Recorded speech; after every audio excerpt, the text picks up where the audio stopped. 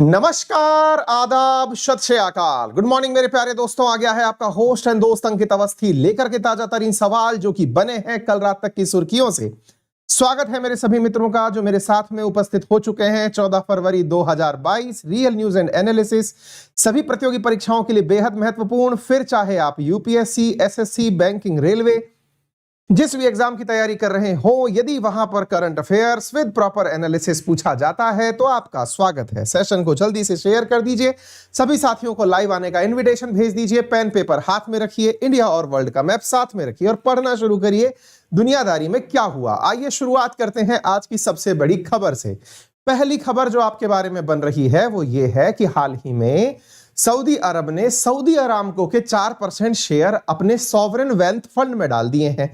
क्या होता है इसका मतलब, जिसके चलते $80 बिलियन ट्रांसफर करना बहुत बड़ी न्यूज बन जाता है। आज के सेशन में समझने का प्रयास करेंगे, काफी ज्यादा महत्वपूर्ण यह है न्यूज आपके लिए होने वाली है। ठीक इसी प्रकार से दूसरी महत्वपूर्ण खबर जो बन रही है वो भारतीय जगत से है और न्यूज ये है कि हाल ही में भारत का सबसे बड़ा घोटाला पता चला है और घोटाला जो है वो 22,842 करोड़ रुपए का है, जिसके चलते हुए एकदम न्यूज मीडिया एकदम मतलब समझिए कि पूरी तरह से सारी जगह न्यूज निकल के आ गई है कि भारत में अब तक का सबसे बड़ा बैंकिंग घोटाला। समझने का प्रयास करेंगे क्या है इस बैंकिंग घोटाले के अंदर। तीसरी जो बड़ी न्यूज बन के आ रही है वो ये है कि हाल ही में संसदीय समिति के द्वारा एक अपनी रिपोर्ट प्रस्तुत की गई थी पुलिस रिफॉर्म्स के लिए और उस पुलिस रिफॉर्म्स के रिपोर्ट में किस प्रकार से पुलिस का संशोधन प्रस्तावित किया गया, क्या सुधार प्रस्तावित किया गया। सरकार ने हाल ही में अराउंड 23,000 करोड़ जो है वो पुलिस के रिफॉर्म्स के लिए भी दिए हैं। तो आज के सेशन में हम समझेंगे कि क्या होता है पुलिस रिफॉर्म के मायने और किस प्रकार से इस फंड को खर्च किया जाएगा। ठीक इसी प्रकार से आपको यदि याद हो तो मैंने आप लोगों को कुछ ही दिन पहले एलन मस्क के बारे में खबर पढ़ाई थी कि बंदरों पर ये प्रयोग कर रहे थे न्यूरालिंक नाम से। अगर याद हो तो उसमें एक बुरी खबर ये है कि जिन पर प्रयोग चल रहा था उनमें से 23 में से 15 बंदर मर भी गए, ये किसी ने बताया नहीं। तो आज के सेशन में थोड़ा इसका पोस्ट एनालिसिस भी होगा, क्या है ये पूरी कहानी। इसके साथ साथ पश्चिम बंगाल में एक खबर आई और खबर ये थी जनाब कि हाल ही में जगदीप धनखड़ जो है उनके द्वारा एक काम किया गया और वो क्या था, उन्होंने जो सत्र था, बजट सत्र था, उसे स्थगित कर दिया यानी प्ररोग कर दिया। अब सवाल बनता है बजट पेश होने वाला था, बजट सत्र के आने से पहले ही प्ररोग कर दिया तो बहुत सारे कॉन्स्टिट्यूशनल सवाल बनेंगे, लेकिन उससे पहले भी आपको यहां पर जितने भी प्रो एंड कॉन्स हैं वो सारे डिस्कस इसके अंदर किए जाएंगे। इसके अलावा विश्व रेडियो दिवस 2022 13 फरवरी को मनाया गया। पहली मतलब इंफॉर्मेटिव खबरों के अलावा मतलब अंदर की बात करें, राष्ट्रीय महिला दिवस हर साल 13 फरवरी को मनाया जाता है। नाबार्ड ने प्राकृतिक खेती को बढ़ावा देने के लिए जीवा कार्यक्रम शुरू किया है। भारत के गोवा शिपयार्ड लिमिटेड का 5वां पोत ICGS सक्षम हाल ही के अंदर चालू हुआ है। एन चंद्रशेखर टाटा सन्स के नए अध्यक्ष नहीं अपितु कंटिन्यू कर गए हैं, ये पुराने भी यही थे, फिर से बोर्ड ने इन्हीं को चुन लिया है। EIU के डेमोक्रेटिक इंडेक्स में भारत 46वें स्थान पर रहा है। प्रधानमंत्री ने ओशन समिट के अंदर उच्च स्तरीय मतलब अभी एक वन ओशन समिट चल रही थी उसको संबोधित किया है। शैक्षिक प्रशासन में नवाचारों और अच्छी प्रथाओं के लिए राष्ट्रीय पुरस्कारों का अनाउंसमेंट हुआ। तेलंगाना सरकार ने उच्च शिक्षा का विस्तार करने के लिए ब्रिटिश काउंसिल के साथ समझौता किया। सागरिका घोष द्वारा अटल बिहारी वाजपेयी पर लिखी गई एक पुस्तक का हाल ही में विमोचन हुआ। इन तमाम खबरों का विस्तार पूर्वक अध्ययन आज के सेशन में किया जाएगा। यदि आप चाहते हैं अनअकैडमी पर जुड़कर हमारे साथ पढ़ना तो मेरा रेफरल कोड है अंकित10, जिसका यूज करके आप अनअकैडमी पर 10% डिस्काउंट प्राप्त कर सकते हैं ऑन ऑल सब्सक्रिप्शंस। फिर चाहे यूपीएससी, एसएससी, बैंकिंग, रेलवे, जो भी सब्सक्रिप्शन आप यूज करें, यूज माय रेफरल कोड अंकित10। इसके अलावा मेरे प्यारे साथियों, यूपीएससी कैटेगरी में हमारे द्वारा दिए जा रहे कोर्सेज पर अभी ऑफ चल रहा है। फ्लैट डिस्काउंट 16 तारीख तक है। यदि आप में से कोई भी विद्यार्थी 12 महीने का सब्सक्रिप्शन लेना चाहता है तो वो 51,000 में ले पाएगा, 18 महीने का सब्सक्रिप्शन 59,000 के अंदर ले पाएगा। और आज का जो मोटिवेशन है, कोशिश हमेशा आखिरी सांस तक करनी चाहिए, या तो लक्ष्य हासिल होता है या फिर अनुभव। क्या है इसका अर्थ, बहुत से लोग कह गए हैं कि आप अगर फेल भी होते हैं तो उसे फेल मत कहिए, उसका नाम एक्सपीरियंस दीजिए। एक्सपीरियंस अच्छे या बुरे हो सकते हैं, एक्सपीरियंस यदि आप सफल हुए तो अच्छे हैं और अगर आप असफल हुए तो बुरे हैं, है ना। लेकिन कहते हैं कि बुरे अनुभव भी बहुत कुछ सिखाने के लिए रास्ते बनाते हैं। तो मुझे मालूम है कि मेरे क्लास के विद्यार्थियों को यह ज्ञान बहुत अच्छे से है कि अनुभव क्या होते हैं। सभी साथियों को very good morning. Vedanand, Nancy, Dharmendra, Abhimanyu, Jyoti, Ajay, Sangeeta, Mukul, Rudra, Shivan, Devanand, सभी साथियों को वेरी गुड मॉर्निंग। जल्दी से सेशन को शेयर कर दीजिए और पढ़ना शुरू करिए, क्या कुछ खास है आज के सेशन में। चलिए शुरुआत करते हैं सबसे पहली खबर से। पहली खबर सऊदी अरब से जुड़ी हुई है। आपको मालूम होगा कि सऊदी अरब की एक कंपनी है जिसका नाम है सऊदी अरामको। नाम के आगे आराम लगा हुआ है लेकिन काम इसके जबरदस्त हैं। जनाब, सऊदी अरामको जो है ये दुनिया के टॉप 10 उन कंपनियों में शामिल है जिनकी वैल्यूएशन, जैसे कहते हैं ना एप्पल, फेसबुक, अरामको, ये वो कंपनियां हैं जो कि ट्रिलियंस में कंपनियों की वैल्यू है। यानी कि एक फैक्ट अगर मैं आपको बताऊं तो अरामको की खुद की वैल्यू 1.99 ट्रिलियन डॉलर है। इसको कैसे समझें? ऐसे समझिए, इंडिया की कुल जीडीपी अभी 3 ट्रिलियन डॉलर है, जिसमें से 2 ट्रिलियन डॉलर तो अरामको की है। यानी कि आप ऐसे अंदाजा लगाइए अरामको खुद कितनी बड़ी कंपनी है। पहली बात समझ में आई। अच्छा, अब 2 ट्रिलियन डॉलर की जो कंपनी है इसके 4% शेयर अराउंड 80 बिलियन डॉलर। अब 80 बिलियन डॉलर कितना होता है? 80 बिलियन डॉलर इतना पाकिस्तान के फॉरेक्स रिजर्व के अंदर जितना पैसा है, यानी विदेशी मुद्रा भंडार में, उसका कम से कम 10 गुना, है ना। तो इतना पैसा जो है उसने अपने खंड में से निकाल के, अच्छा एक चीज और मैं बता दूं, ये अरामको सरकारी कंपनी है। जैसे कि आपके देश में इंडियन रेलवे है, जैसे ओएनजीसी है, एनटीपीसी है। हालांकि ये पीएसयूज हैं, हमारे यहाँ पे कुछ परसेंटेज में भी शामिल है चीजें, लेकिन ये तो 100% जो है ये सरकारी कंपनी है। इस सरकारी कंपनी ने अपने में से कुछ पैसा निकाल करके सरकार को दे दिया। अब आप पूछेंगे क्या बात है, मतलब सर एक पॉकेट से निकाल के पैसा आपने दूसरे पॉकेट में रख लिया क्या? समझ सकते हो कि शायद ऐसा ही कुछ है, लेकिन मैं इसकी व्याख्या ऐसे करूंगा कि मैंने एक प्रोजेक्ट के लिए, भाई मान लीजिए कि अंकित अवस्थी अपने पब्लिकेशन का जो पैसा है वहां से निकाल करके अपने घर के उपयोग में ले लिए। इस प्रकार से समझिए कि है दोनों ही चीजें मेरी, लेकिन उसमें से मैंने पैसा निकाला अपने घर के काम में ले लिया। ऐसा ही सऊदी अरामको ने किया है। सऊदी अरामको जो कि सरकार की ही एक कंपनी है, वहां से उसका 4% हिस्सा निकाल करके अपने देश के काम के लिए ले लिया है। अब आप पूछेंगे इससे मतलब क्या हुआ? अब ये देश का काम कैसा होता है और कैसे काम में ले लिया? मतलब कि क्या घरों का विकास किया जाएगा, सड़कें बनाई जाएंगी, नालियां बनाई जाएंगी क्या? हमने कहा कुछ नहीं, केवल बैंक बैलेंस बढ़ाया जाएगा। बोले सर गजब चीज है ये तो। मतलब आप ये कहना चाह रहे हो कि आपकी एक कंपनी है जिसका जो पैसा है आपने अपने बैंक खाते में इसलिए डाल लिया ताकि आपको फील गुड आए, करना धरना कुछ नहीं है। मैंने कहा बिल्कुल सही समझ रहे हो। और इसी पैसे को नाम दिया गया है सॉवरेन वेल्थ फंड। तो आज के सेशन में आप सीखने वाले हैं क्या होता है सॉवरेन वेल्थ फंड, क्यों करती हैं सरकारें ऐसा काम, इसकी वजह से क्या होता है लाभ। आज के सेशन का विषय यही है। तो ये अंतरराष्ट्रीय रिलेशन तो है ही है, क्योंकि आप दुनिया के किसी एक ऐसे देश के बारे में चर्चा कर रहे हैं जहां से विदेशी मुद्रा हमें पर्याप्त मात्रा में प्राप्त होती है। लेकिन इसके अलावा आपको इकोनॉमिक्स का भी एक कंसेप्ट यहां पर सीखने को मिलने वाला है, that is sovereign wealth fund. तो आप चाहें तो इसके बारे में छोटा सा राइटअप अपने लिए अलग से तैयार कर लें। तो चलिए चर्चा करते हैं, विषय पर बढ़ते हैं और बताते हैं क्या है पूरी कहानी। एक बार के लिए आप यहां पर तमाम एक बार खबर देख लीजिए। ये सवाल मैं इसलिए सबसे पहले ले आया हूं क्योंकि इससे जुड़ी हुई जो चीजें हैं ना बेटा, हाँ जी, तो एक स्टॉक मार्केट नाम से बच्चा है, वो पूछ रहा है सर आपने कौन सा स्टॉक बाय किया हुआ है। ये मतलब तो ज्यादा पर्सनल हो जाएगा, रहने दो, उससे मार्केट ऊपर नीचे हो जाएगा, है ना। आइए मैं क्या बता रहा हूं, पहले इसको सुन लीजिए। तो जनाब बात ये Saudi Aramco transfers 80 billion to state fund. इसका मतलब क्या है थोड़ा सा इसको समझते हैं, क्योंकि हर जगह ये सुर्खी बनी हुई है। और कितने अराउंड कितने रुपए का? 80 बिलियन डॉलर का। इसके मायने क्या होते हैं इसको मैं आपके लिए समझाने के लिए सॉवरेन वेल्थ फंड समझाने का प्रयास कर रहा हूं।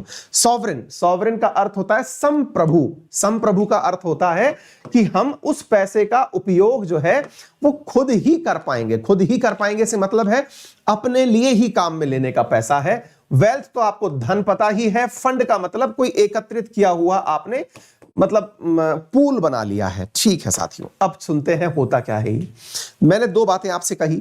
मैंने आपसे ये कहा, मान लीजिए कि ये सऊदी अरब है, इसकी एक कंपनी थी जिसका नाम था अरामको।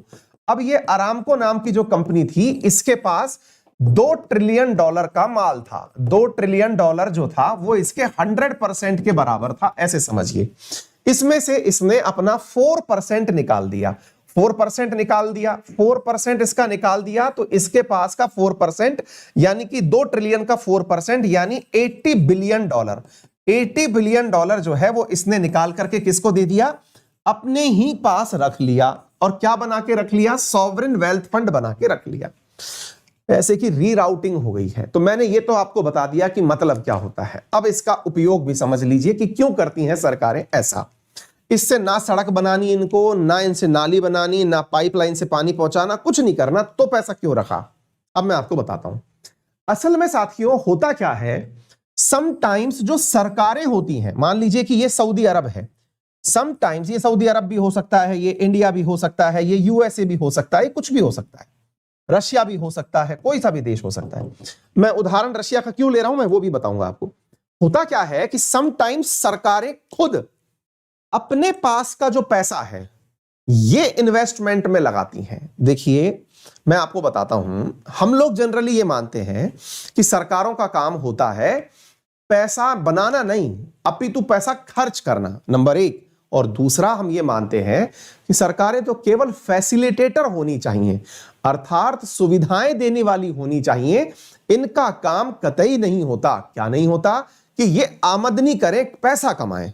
ठीक है साहब, लेकिन कई बार सरकारें अपने पास कुछ ऐसा धन रखती हैं जिसे वो किसी और कार्य में इन्वेस्ट करना चाहती हैं। आप पूछेंगे इन्वेस्टमेंट किया क्यों जाता है?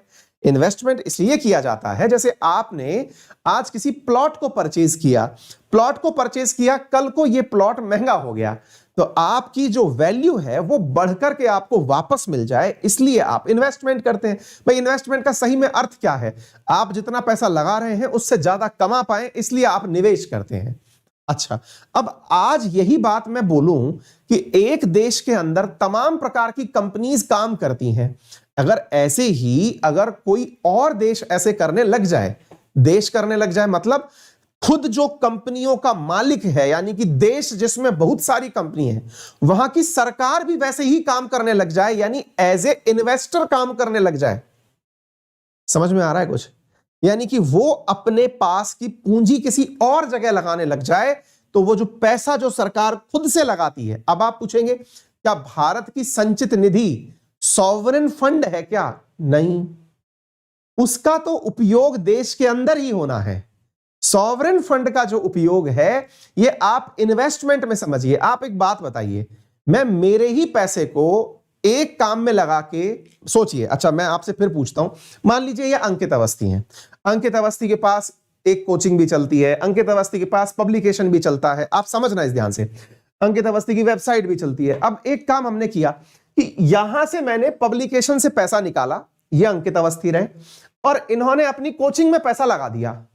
अब मैं आपसे सवाल पूछ रहा हूं, जब ये दोनों ही काम मेरे हैं तो ये इन्वेस्टमेंट कैसे हुआ? निवेश तो आप उस कार्य को कह रहे हो ना, मैंने इस पॉकेट से पैसा निकाल के इस पॉकेट में धर लिया, ये निवेश थोड़ी है साहब, ये तो एक्सचेंज ऑफ मनी है। आपने एक बिजनेस से निकाल के दूसरे बिजनेस में लगा लिया। इन्वेस्टमेंट तो तब है कि अंकित अवस्थी ने पैसा यहां से निकाला, किसी और भाई साहब के काम में पैसा डाल दिया ताकि इनका पैसा वहां बढ़ता रहे। फिर आप पूछेंगे नहीं साहब, अपने काम में भी तो पैसा इन्वेस्टमेंट ही है। अरे जनाब, फिर तो वो आपकी कैपिटल है, आप उसको इसलिए लगा रहे हो ताकि आपका धंधा बढ़े। आप उसके अंदर जो इन्वेस्टमेंट सोच के लगा रहे हो वो तो खुद ही करने वाले हो ना, बढ़ाने वाले भी खुद ही हो। आप इसमें बढ़ाओ चाहे इसमें बढ़ाओ, व्यक्ति तो एक ही हो। यानी कि सऊदी अरब ने जो कार्य किया वो इसको ऐसे समझिए कि ये अपने पास पैसा रख लिया, लेकिन इस पैसे का जो सदुपयोग है वो अपने काम में ना करते हुए दूसरे देश में इन्वेस्टमेंट में करेगा। सर बात तो भारी लग रही है, इसका मतलब सऊदी अरब का पैसा अब बटेगा। जी, यही बात आपको समझाने के लिए इतनी देर से गला फाड़ रहा हूं। आपको याद आ जाए तो मैं बताता हूं मेरे प्यारे साथियों, जो रशिया के द्वारा जो स्पुतनिक नाम से दवा विकसित की गई थी। अब आप पूछेंगे सर ऐसे तो हमने रशिया के अंदर भी पढ़ा था ये वाली बात, स्पुतनिक पढ़ी थी हमने, रशियन गवर्नमेंट ने अपना पैसा एक रिसर्च में लगाया था, और वो जो पैसा लगाया था वो रशिया का सॉवरेन फंड ही था। आप पूछेंगे ये देख लो, रशिया ने अपना ही पैसा अपने काम में लगा लिया ना।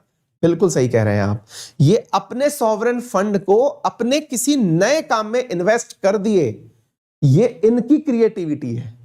सामान्यतया सॉवरेन फंड का उपयोग दूसरे देश में इन्वेस्ट करने के लिए लिया जाता है। एक बार सॉवरेन फंड का उपनाम आपने यहां भी सुना था। आपको यहां पर समझना होगा कि यहां सऊदी अरब ने जो 80 बिलियन डॉलर ये निकाले हैं। आप पूछेंगे तो सर कुल बात क्या है, आप तो ये बताओ ना, पैसे निकाल लिए तो हो क्या गया।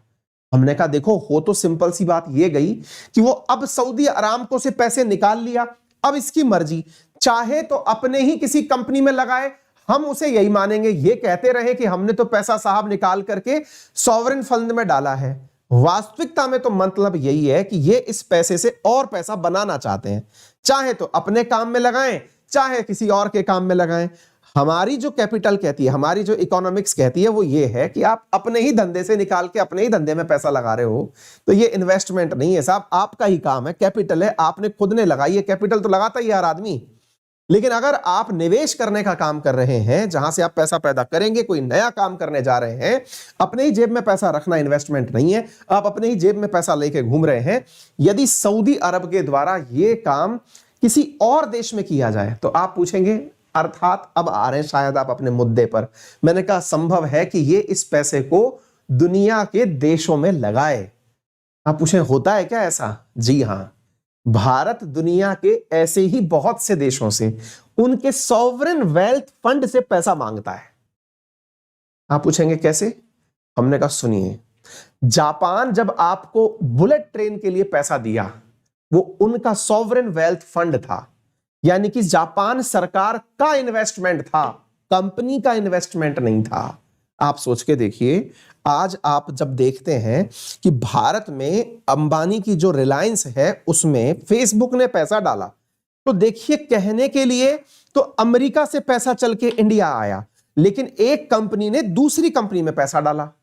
लेकिन वहीं अगर मैं आपसे यह कहूं कि अमेरिकी सरकार ने भारत सरकार को इतने धन की सहायता दी, ये आप अपने फंड में से दे रहे हैं। आप पूछेंगे सर, हम कई बार सुनते हैं कि भारत ने श्रीलंका को $500 मिलियन की मदद दी, एग्जिम बैंक के माध्यम से। मदद नहीं दी, लोन दिया था आपने। बोले हाँ हाँ सर वही तो एग्जिम बैंक की मदद से दिया, तो वो था क्या? एग्जिम बैंक को पैसा कहां से मिला? यदि भारत सरकार से मिला तो भारत ने सॉवरेन पैसा जो है वो उसको दिया है, किसी कंपनी का पैसा नहीं है वो। आपने एक ऐसा पैसा जो किसी दूसरे देश को दिया है। सॉवरेन का मतलब समझ रहे हैं? एक ऐसा धन जो सरकारें अपने लिए इसलिए निकालती हैं कि उसको इन्वेस्ट करके और लाभ कमाया जा सके। इसको यह समझिए कि इस पैसे का जो उपयोग है ये आपके लोक कल्याण में हो, इसकी सबसे कम प्राथमिकता होती है। इसका उद्देश्य ही लाभ कमाना होता है। जैसे जब जापान ने भारत को बुलेट ट्रेन के लिए पैसा दिया, तो वो भले ही उसने पैसा दिया लेकिन उस पर भी ब्याज ले रहा है। समझ गए सर? जो वर्ल्ड बैंक हमको पैसा देती है, वो वर्ल्ड बैंक और आईएमएफ में पैसा किसी एक देश का नहीं है, उसमें आपका पैसा भी रखा है, बैंक में तो सबका पैसा रखा है। तो धीरे धीरे शायद पिक्चर बन जाए। कंसेप्ट नया हो सकता है आप में से कुछ लोगों के लिए, लेकिन न्यूज बहुत पुरानी है, बहुत बार हम लोगों ने सुनी है। तो सर ऐसे ही हम लोग एक स्कीम सुनते हैं, sovereign gold scheme, sovereign gold bond, ये भारत सरकार ने लॉन्च की थी। सर ये क्या होती है? अब मैं वो बताता हूं। इसका मतलब यह हुआ कि भारतवासियों ने खुद से पैसा अपनी जेब से खर्च करके गोल्ड खरीदने के लिए दिया सरकार को, और कहा माननीय सरकार, मेरा यह पैसा आप रखो और इस गोल्ड को अपनी मर्जी से इन्वेस्ट करो। भारत में सॉवरेन गोल्ड बॉन्ड स्कीम आई, जिसमें क्या मतलब था?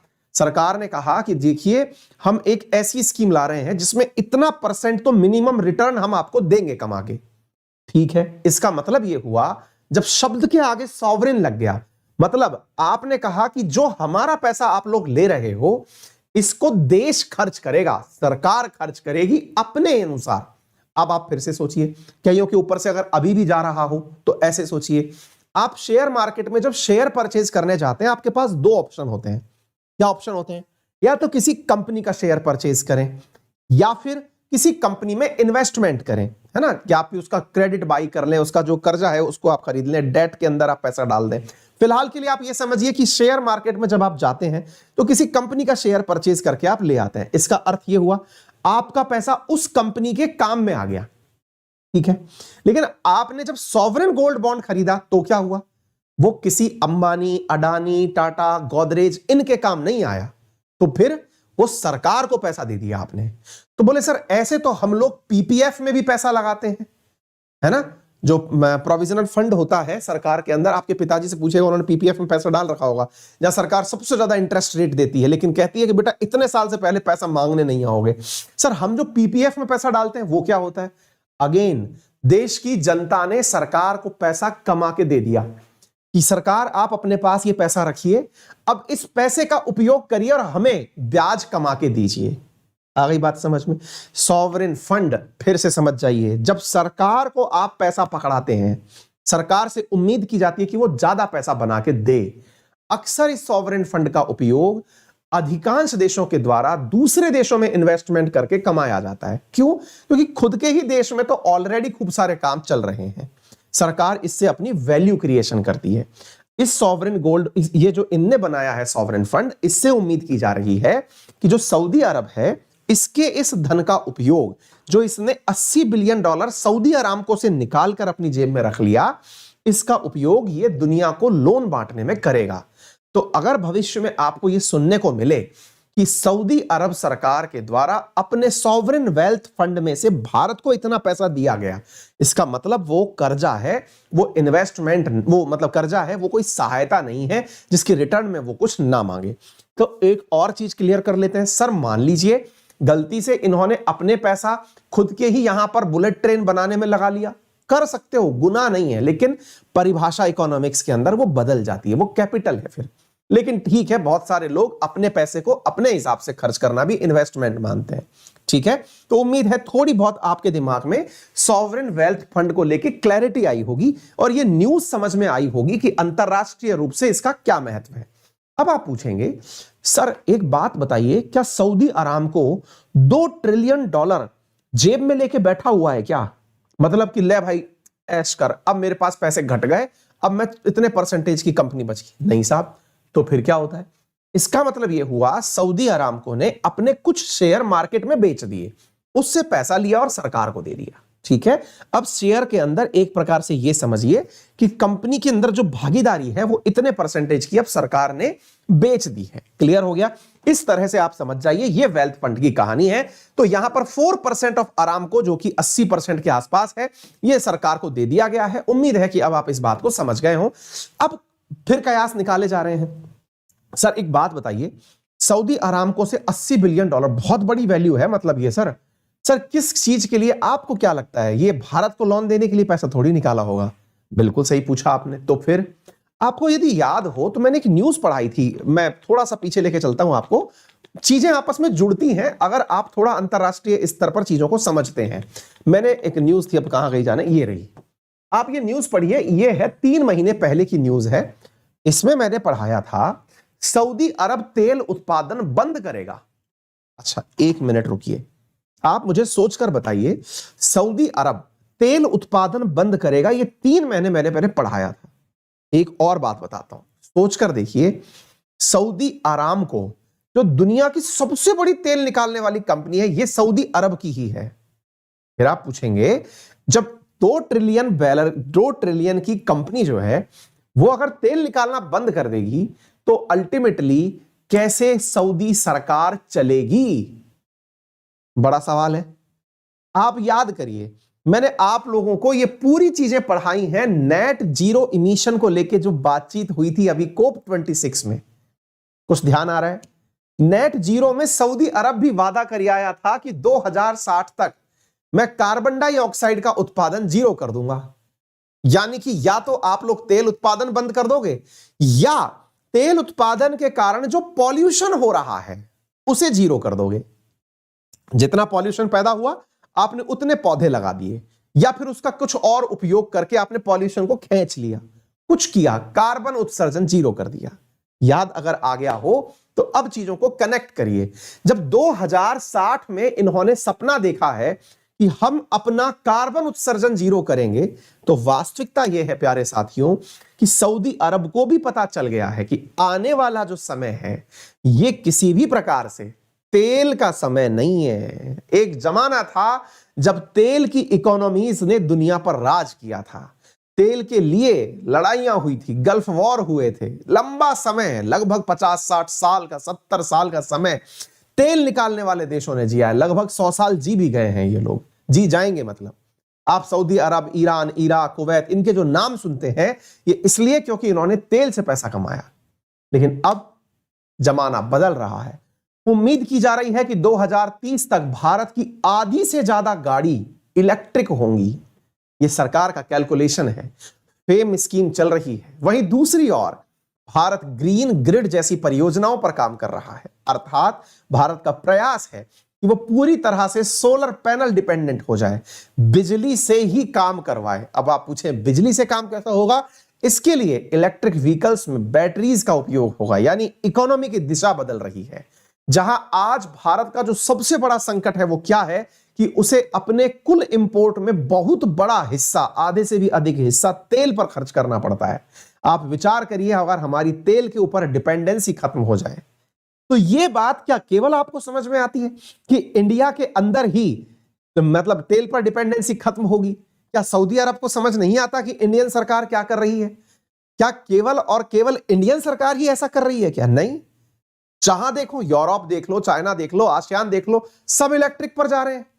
और जब सब इलेक्ट्रिक पर जा रहे हैं तो बिजली का उत्पादन सोलर पैनल से हो रहा है। रिन्यूएबल एनर्जी का उत्पादन बढ़िया से सोलर पैनल से हो सकता है।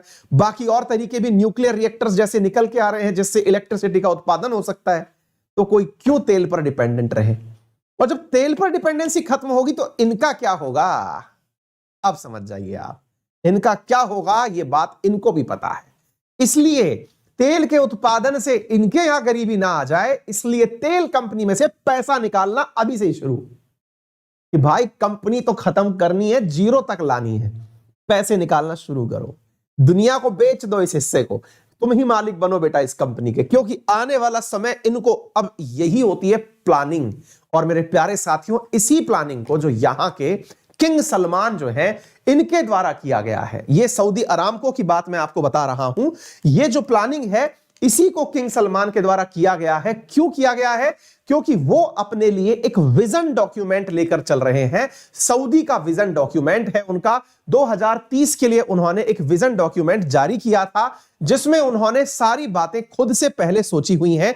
यह है सऊदी विजन 2030, जिसमें उन्होंने यह कहा था कि Aramco, it will become a holding company and its partial IPO will be biggest in history, will transform KSA into a investment driven economy।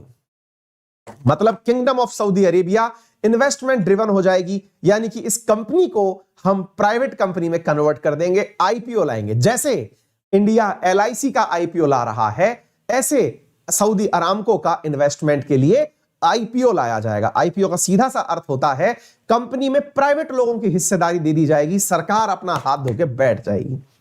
आप पूछेंगे बहुत चालाक है सर ये लोग, मतलब दुनिया जो है इसको खरीदने के लिए पागल होगी और ये लोग जो हैं वो इसको बेचकर निकलने की कोशिश करेंगे। यार ये तो बहुत चालू है यार, ये तो। हाँ जी, बिल्कुल सही समझ गए आप। और उसकी शुरुआत हो चुकी है। अगर आप न्यूज रिलेट करना सीख गए हैं तो उसकी शुरुआत हो चुकी है, क्योंकि सऊदी अरब ने अपना जो 4% हिस्सा बेच के 80 बिलियन अपनी जेब में रख लिया है। ऐसे करके ये पूरा 2 ट्रिलियन अपनी जेब में रख लेगा। फिर आप पूछेंगे फिर इतने पैसे का क्या करेंगे? बिल्कुल बताते हैं। इनको एक मतलब सुख और है, और वो सुख क्या है? जिस चीज का लाभ इंडिया उठाता है कि साहब इंडिया में पूरे टाइम सोलर कैपेसिटी डेवलप की जा सकती है, सऊदी अरब तो पूरा रेगिस्तान ही है। अगर ऐसा हुआ तो संभव है कि ये अपने यहां पर सोलर पैनल्स लगाएं, क्योंकि ये सब समझ चुके हैं कि रिन्यूएबल एनर्जी से काम होने वाला है। और यदि भारत की संकल्पना साकार हुई जिसमें भारत ने कहा है वन सन वन वर्ल्ड, यानी कि ग्रीन ग्रिड, जिसकी भारत ने कोप 26 में चर्चा की थी, जिसमें यह कहा गया था जब दुनिया के देशों को पता है कि सूरज कभी छुपता ही नहीं है, या तो कभी जापान में निकल रहा होगा या अमेरिका में निकल रहा होगा, निकल तो कहीं ना कहीं रहा ही होगा। तो क्यों ना दुनिया के सारे देशों को इलेक्ट्रिक वायर से जोड़ दिया जाए। सुनने में लोगों को बहुत हंसी आई कि यार इंडिया वाले पगला गए हैं क्या, मोदी जी पागल हो गए क्या, कैसी कैसी बहकी बहकी बात कर रहे हैं। जी नहीं, इंडिया ने बहुत दूर का लक्ष्य देखा है, इंटरनेशनल सोलर अलायंस बना के, जिसके माध्यम से हम ग्रीन ग्रिड बनाएंगे, जिसमें सूरज अगर जापान में निकल रहा है तो जापान में जो पैदा हुई बिजली है वो अमेरिका तक पहुंचे, वो यूरोप तक पहुंचे, वो इंडिया तक पहुंचे। इंडिया में सूरज निकल रहा है तो इंडिया में पैदा हुई एनर्जी जापान पहुंचे, अफ्रीका पहुंचे। अगर अफ्रीका में सूरज निकल रहा है तो फिर वो एनर्जी निकल करके ताजिकिस्तान, रशिया पहुंचे। क्यों ना पूरी दुनिया को जैसे आज इंटरनेट से जोड़ा हुआ है, ऐसे केबल वायर से जोड़ दिया जाए, ऐसे इलेक्ट्रिक वायर से जोड़ दिया जाए। और विचार करिए, जब सारे ईंधन व्हीकल जो है वो बिजली के साथ चलना शुरू कर देंगे। विचार करिए, जब पॉल्यूशन जो आज पेट्रोल डीजल से हो रहा है, ये ना होकर के केवल इलेक्ट्रिक व्हीकल इस जगह पर चले, ट्रांसपोर्टेशन हो, और इलेक्ट्रिसिटी जो है वो सूरज अपने माध्यम से दे देकर भेज रहा है। सोचिए कि यह स्वर्ग हो जाएगा, धरती का स्तर कितना ऊंचा हो जाएगा। शायद ये जो संकल्पना की गई है नेट जीरो की, ये सही दिशा में चली जाएगी। है गजब बात, ये भारत का ही विचार है, इसे ही ग्रीन ग्रिड परियोजना कही गई है। तो चीजों को अगर आप कनेक्ट कर रहे हैं, एनवायरमेंट के साथ भी आपने चीजों को समझने का प्रयास किया हो तो आनंद आ गया होगा। शिवानी राव, शिवम राव, सर आपकी करंट अफेयर वाली बुक कैसे मिलेगी? भैया वेबसाइट पर जाइए, सर्च मारिए, है ना। हाँ जी, इन्होंने अंबानी सी का दिल तोड़ा। नहीं भाई, अंबानी के साथ अलग डील करेंगे, वो सब अलग चीजें हैं। हाँ भाई, सेशन को शेयर करते जाइए, तमाम साथी जितने भी लाइव हैं। क्लियर है? तो उम्मीद है आपको ये सारी बातें समझ में आ गई होगी, समझ में सारी चीजें आ चुकी होंगी। अगर आ चुकी हैं तो आगे बढ़ते हैं। ठीक है, आगे चलते हैं साथियों, अगले प्रश्न की तरफ चलते हैं। और अगला प्रश्न जो है ये इस समय भारत के तमाम अखबारों की सुर्खी बना हुआ है। सुर्खी क्या बना हुआ है? सुर्खी ये है जनाब कि एबीजी शिपयार्ड नाम से एक कंपनी हुआ करती है, जिसने बहुत बड़ा घोटाला किया। इतना बड़ा घोटाला किया कि इसकी घोटाले की खबर निकलने से मतलब यह समझ में आया कि नीरव मोदी और मेहुल चौकसी ने दोनों ने मिलकर जितना नुकसान पहुंचाया उससे भी कई गुना। अच्छा, ऐसे समझिए, कुल जो माल्या है वो 9,000 करोड़ का घोटालेबाज निकला। इस कंपनी के बारे में सुनने में आ रहा है कि इसने लगभग 28,000 करोड़ का घोटाला किया है। मैं राइट फिगर कोट करूं, 28 नहीं साहब, 22,842 करोड़ का इसने घोटाला किया है, माने माल्या का 3 टाइम्स ज्यादा। आप पूछेंगे कि सर ये भी भागे कि नहीं भागे, और आप कैसे प्राणी हैं, हंसते हुए बता रहे हैं कि ये सब कैसे हुआ होगा। ये इतनी बड़ी खबर, कोई बुरी खबर ऐसे सुनाता है, दुर्भाग्य है देश के लिए। तो अब मैं इस दुर्भाग्य को भाई साहब आपको समझा तो दूं ना, मैं तो, मेरा चेहरा ही स्माइलिंग है, मैं क्या करूं। देश की चीजों पर थोड़ी थोड़ी कई बार प्लानिंग पर हंसी आ जाती है। आइए सुनते हैं क्या चल रहा है। Gujarat based ABG shipyard accused defrauding 28 bank of 22,842 crore of CBI by CBI. CBI ने साहब चालान भी बुक कर लिया है गिरफ्तारियों के लिए कि साहब पकड़ा जाए किसी ना किसी प्राणी को, कोई भागा है नहीं अभी तक। अब आपके ना मन में एक जो इस न्यूज को सुनने से पहले सवाल बनेगा, क्योंकि आप बहुत सीधे सज्जन मेरे ही तरह के प्राणी हैं, उनके दिमाग में एक सवाल बहुत बेसिक बनेगा, फिर जाकर के आप इस न्यूज को देखेंगे। जहां तक मैं समझ पा रहा हूं, वो फ्रस्ट्रेशन इस बात का है, यार बैंक वाले पागल होते हैं क्या है? ये आईसीआईसीआई वालों से अगर हम कुछ भी लेने जाएं तो यार ये लेने से पहले 56 ज्ञान देते हैं हमको, अपना ये लाइए, अपना वो लाइए, ये करिए वो करिए। इनको 7,089 करोड़ रुपए का घाटा हुआ है। किसको? बैंकों को जो नुकसान हुआ है उसमें प्राइवेट बैंक सबसे आगे चल रही है भाई। पहली बार होगा ये प्राइवेट बैंकों के घोटाले में। अक्सर आप लोग सरकारी बैंकों का ही नाम सुनते हैं, सरकारी का सुनते ही सरकार को कोसना भी शुरू कर देते हैं, सरकार के कारण ऐसा हुआ होगा। आप सोचिए, प्राइवेट बैंक जिसके बारे में कहते हैं ये लोग कभी घाटे में नहीं जाते, 7,089 करोड़ रुपए की चपत लगा दिया भाई इसको। इसी प्रकार से आईडीबीआई बैंक यानी एसबीआई से पहले तो 2 महारथी और बैठे हैं। SBI 2,468 crore, bank of India 1,614 crore, PNB ये देखिए साहब 1,000 करोड़ से तो नीचे कोई चल ही नहीं रहा। और कोने में एलआईसी भी बैठी है 136 करोड़। अब आपके दिमाग में पता है सबसे पहला सवाल क्या आएगा? मैं बताता हूं, समझिए आपके दिमाग में सवाल आएगा, सर ये बताओ ना, ये इतना पैसा होता कितना है? और जब होता है तो ये लोग क्या पैसा आंख मूंद के दे देते हैं क्या? ले तू पैसा रख ले और जब काम हो जाए तब दे देना। और वो सामने वाला व्यक्ति जो है वो इतना पैसा जो आपने बताया 22,000 करोड़ ये लेके कहीं फरार हो जाएगा क्या सर? उसकी जेब में है क्या सर ये पैसा? सवाल तो जेन्युइन है ना। मतलब इसी नजरिए से आप इस सवाल को सुन रहे होंगे। अगर आप लोग इकोनॉमिक्स के बारे में थोड़ी भी जानकारी नहीं रखते हैं तो निश्चित ही, क्योंकि जब तक हम लोग भी पढ़ते नहीं थे यही सवाल आता था कि 2G स्कैम इतने लाख करोड़ का, तो हमें लगता था यार गजब आदमी है, इतना पैसा रखा कहां होगा, हेलीकॉप्टर से तो पैसा ले जाता होगा है। यहां पर भी यही बात आई कि 22,000 करोड़ कितना होता है। अब थोड़ा न्यूज पर आते हैं, प्रॉपर तरीके से समझो बेटा मुद्दा क्या है, अब एबीजी क्या है और कैसे ये घाटा होता है, कैसे ये सारा की सारा घोटाला होता है। घोटाला सिखा नहीं रहा हूं, ये बताने का प्रयास कर रहा हूं कि किसी की जेब में पैसा नहीं जाता है ये।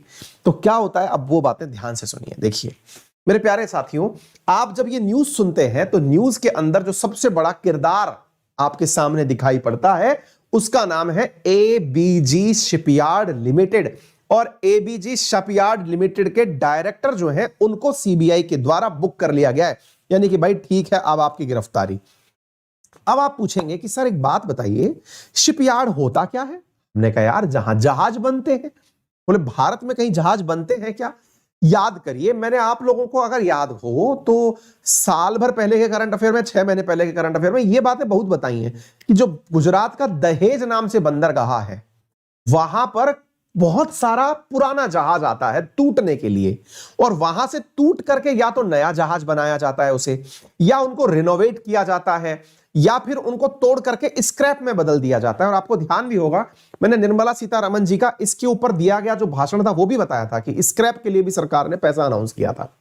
एनीवे, दहेज नाम आपको पता होना चाहिए। सूरत और दहेज गुजरात के अंदर जहाज निर्माण के केंद्र भी हैं और जहाज को तोड़ने के केंद्र भी हैं। बोले अच्छा ठीक बात है, तो सब एक बात बताइए, ये कंपनी क्या जहाज बनाती है? हमने कहा भैया बनाती नहीं है, 1985 से बनाती आ रही है।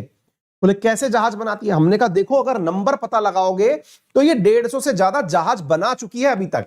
ये छोटी मोटी कंपनी नहीं है, लान ये कि ये कुछ कंपनी है, अब तक 165 बड़े जहाज का, पानी के जहाजों का निर्माण कर चुकी है। यानी एक प्रकार से ये वो कंपनी है जो कि जहाजों का निर्माण अपने पास रखकर बनाती है। समुद्र में बनने वाली क्रेन या फिर ये तमाम प्रकार की जो चीजें हैं वो बनाने वाली कंपनी है। अच्छा, तो इसका मतलब ये हुआ सर कि इनका दिखता हुआ कोई काम था, बाकियों का तो पता ही नहीं चलता। कोई पत्थर जो है वो डायमंड कह के बेच गया, इसलिए तो उसकी चोरी समझ में आई। कोई स्टॉक मार्केट में घोटाला कर गया, ये तो कोई सामान बनाने के लिए पैसा लिए थे। हमने कहा हाँ। दूसरी बड़ी जो बात है जो आपको इस बारे में पता चलनी चाहिए वो जनाब बात यह है कि ये घोटाले का जो समय है वो जरूर नोट किया जाना चाहिए। आप घोटाला है या फिर इसको समझिए लॉस है, जो भी है इसको समझिए। अप्रैल 2012 से लेकर के समय इसलिए नोट किया जाना जरूरी है क्योंकि राजनीति शुरू हो चुकी है। इसके ऊपर राजनीति शुरू हो चुकी है, देश में चुनाव है, तो निश्चित ही पक्ष विपक्ष के आरोप प्रत्यारोप चलेंगे। इसमें से कोई भी नहीं बचा, ना तो मोदी सरकार बची और ना ही यूपीए सरकार बची, लेकिन दोनों ही एक दूसरे को दोष जरूर देंगे। ध्यान से सुनिएगा जनाब, ये खबर है अप्रैल 2012 से और समय है साहब जुलाई 2017 तक का। जुलाई 2017 तक का, यानी कि 2014 के बाद मोदी जी आए, उससे पहले ही यहां पर पूरा गेम हो रखा है। उसके बाद भी जारी रहा, तो यानी कि सरकार ये वाली भी थी, इससे पहले वाली भी थी, यानी कि सरकारों का टेन्योर दोनों का ही काम इसमें आ गया। फिर आप पूछेंगे सर अभी तक हमको यह समझ नहीं आया कि यह घोटाला हुआ कैसे। हमने कहा समझने के लिए आपको यह समझना पड़ेगा। और फिर सर एक बात बताओ, वो आदमी इतनी सारी बैंकों से पैसा लेने गया था क्या? उसका नाम था यार कुछ ऋषि कमलेश अग्रवाल। कि सर ये आदमी इतनी बैंकों से पैसा लेने गया था क्या? अग्रवाल साहब जो इतनी जगह से पैसा लेने गए थे क्या? बड़े काम करते हैं ना आप, तो बैंक खुद आपके पास आती है और बैंक आपसे आकर के ये भी कहती है कि जनाब सुनिए, आपको पैसे की जरूरत पड़ रही है, बताइए कितने की। बोले देखिए मैं इतने जहाज बना रहा हूं, इतने जहाज इतने के बनते हैं, मेरे यहां पर इन्वेस्टमेंट के नाम पर इतना पैसा चाहिए। बैंक ने कहा मेरे पास तो नहीं है, लेकिन हम लोग एक काम कर सकते हैं। बोले बताइए। हम ना बहुत सारी बैंकों को मिलाकर एक कंसोर्टियम का निर्माण करते हैं। बोले मतलब ये क्या होता है? मैं नहीं समझता, मैं तो जहाज बनाना जानता है केवल। तो भाई रुकिए सर हम आपको समझाते हैं। अब ये बैंक वाले प्रेजेंटेशन दे रहे हैं जहाज वाली कंपनी को साहब हम बताते हैं क्या होता है ये। मान लीजिए कि मैं बैंक हूं, एसबीआई हूं और आप जहाज बना रहे हैं। आपने मुझसे मांगा कि मेरे को 22,000 करोड़ चाहिए। अब मैंने कहा साहब इतना पैसा तो नहीं है मेरे पास, लेकिन आप पैसा कमाएंगे, हमारा भी मुनाफा होगा क्योंकि ब्याज देंगे। तो रुकिए मैं एक काम करता हूं, आप मेरे ऊपर जिम्मेदारी छोड़िए, मैं बाकी बैंक वालों से बात करता हूं। मैं सबके पास गया, आईसीआईसीआई वाले के पास गया, आईडीबीआई के पास गया, एलआईसी वालों के पास भी गया कि अरे बहुत पैसा लेके बैठे हो, दुनिया को डरा डरा के पैसा कमा रहे हो तुम, है मर जाओगे, एलआईसी करा लो, एलआईसी करा लो टाइप से, इधर आओ। सबको बुला लिया। अब सबको बुला करके फिर एक बार बिठाया टेबल पर कि सुनो, बढ़िया सौदा मिला है, तुम इतने लोगों को पैसा दोगे, इतने किसानों को दोगे, फालतू में पता चलेगा बाद में एनपीए हो गया, तुमको बढ़िया एक ही बार में एनपीए करने की जगह बताते हैं। बोले बताओ। बोले अपन सब मिलके पैसा इकट्ठा करते हैं। बोले हाँ।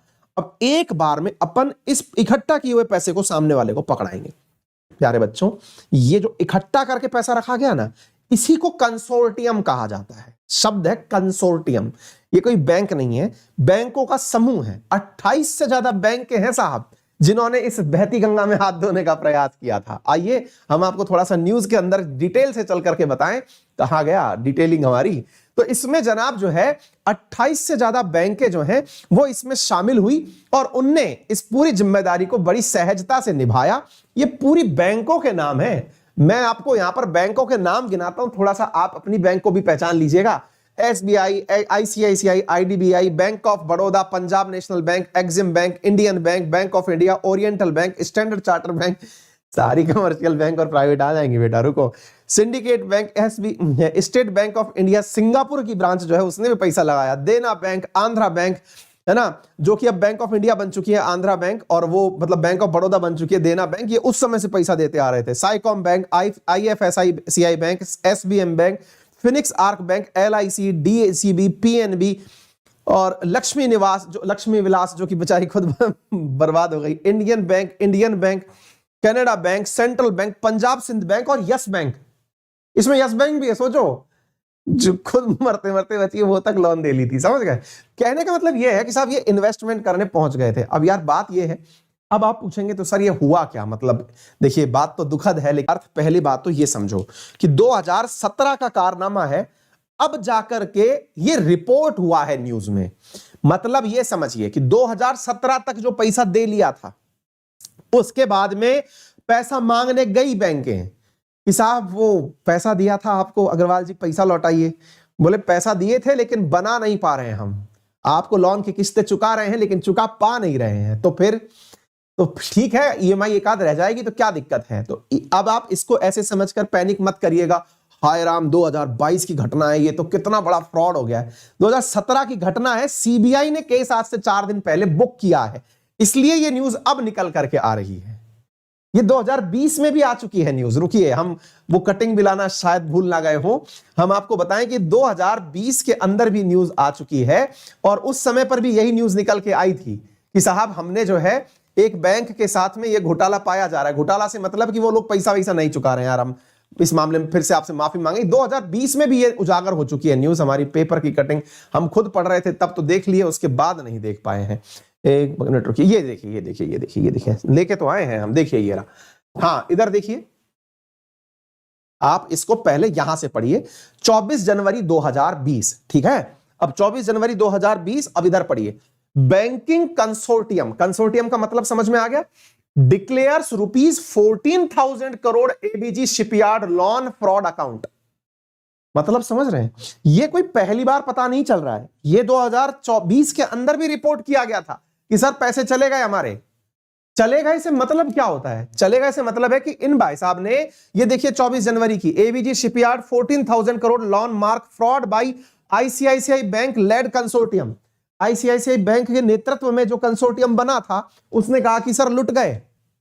तो बोले कैसे लुट गए? अब सुनिए इसको इकोनॉमिक्स की भाषा में। इकोनॉमिक्स की भाषा कहती है कि देखिए साहब, लोन जो है वो 2 प्रकार के चुकाए जाते हैं। मतलब लोन के अंदर 2 प्रकार के केसेस होते हैं, स्टैंडर्ड एसेट और एनपीए। स्टैंडर्ड एसेट मतलब आप और हम जब लोन लेते हैं, अगर मैंने लोन लिया और मैं अपनी ईएमआई नहीं चुका पा रहा हूं, कब तक नहीं चुका पा रहा हूं, मान लीजिए 3 महीने तक नहीं चुका पाया, तो बैंकिंग की भाषा में इसे स्ट्रेस्ड एसेट कहा जाता है। मान लीजिए मैं एक ईएमआई नहीं चुकाया, दूसरी ईएमआई नहीं चुकाया, तीसरी ईएमआई नहीं चुका, तीसरे महीने वाली, तो इसको स्ट्रेस्ड असेट के अंदर डाल दिया जाता है। मैं एक बात बता दूं, बैंकिंग के केस में आप ऐसे समझिए, आपने पहले महीने तक किस्त नहीं चुकाई, कोई भी कंपनी हो, आप कैसे भी हो, 1 महीने किस्त नहीं चुकाई, बैंक वाले उसी समय अपने कान खड़े कर लेते हैं। और क्या कि भाई साहब ईएमआई नहीं आई है उसकी, आपको दे फोन कर करके परेशान करते हैं और अपने यहां पर एक अलग ब्लॉग बना लेते हैं, उसमें डाल देते हैं आपका नाम SMA0 कि जनाब जो है ये SMA1 जिसके अंदर 1 महीने डिले हो गया है सर,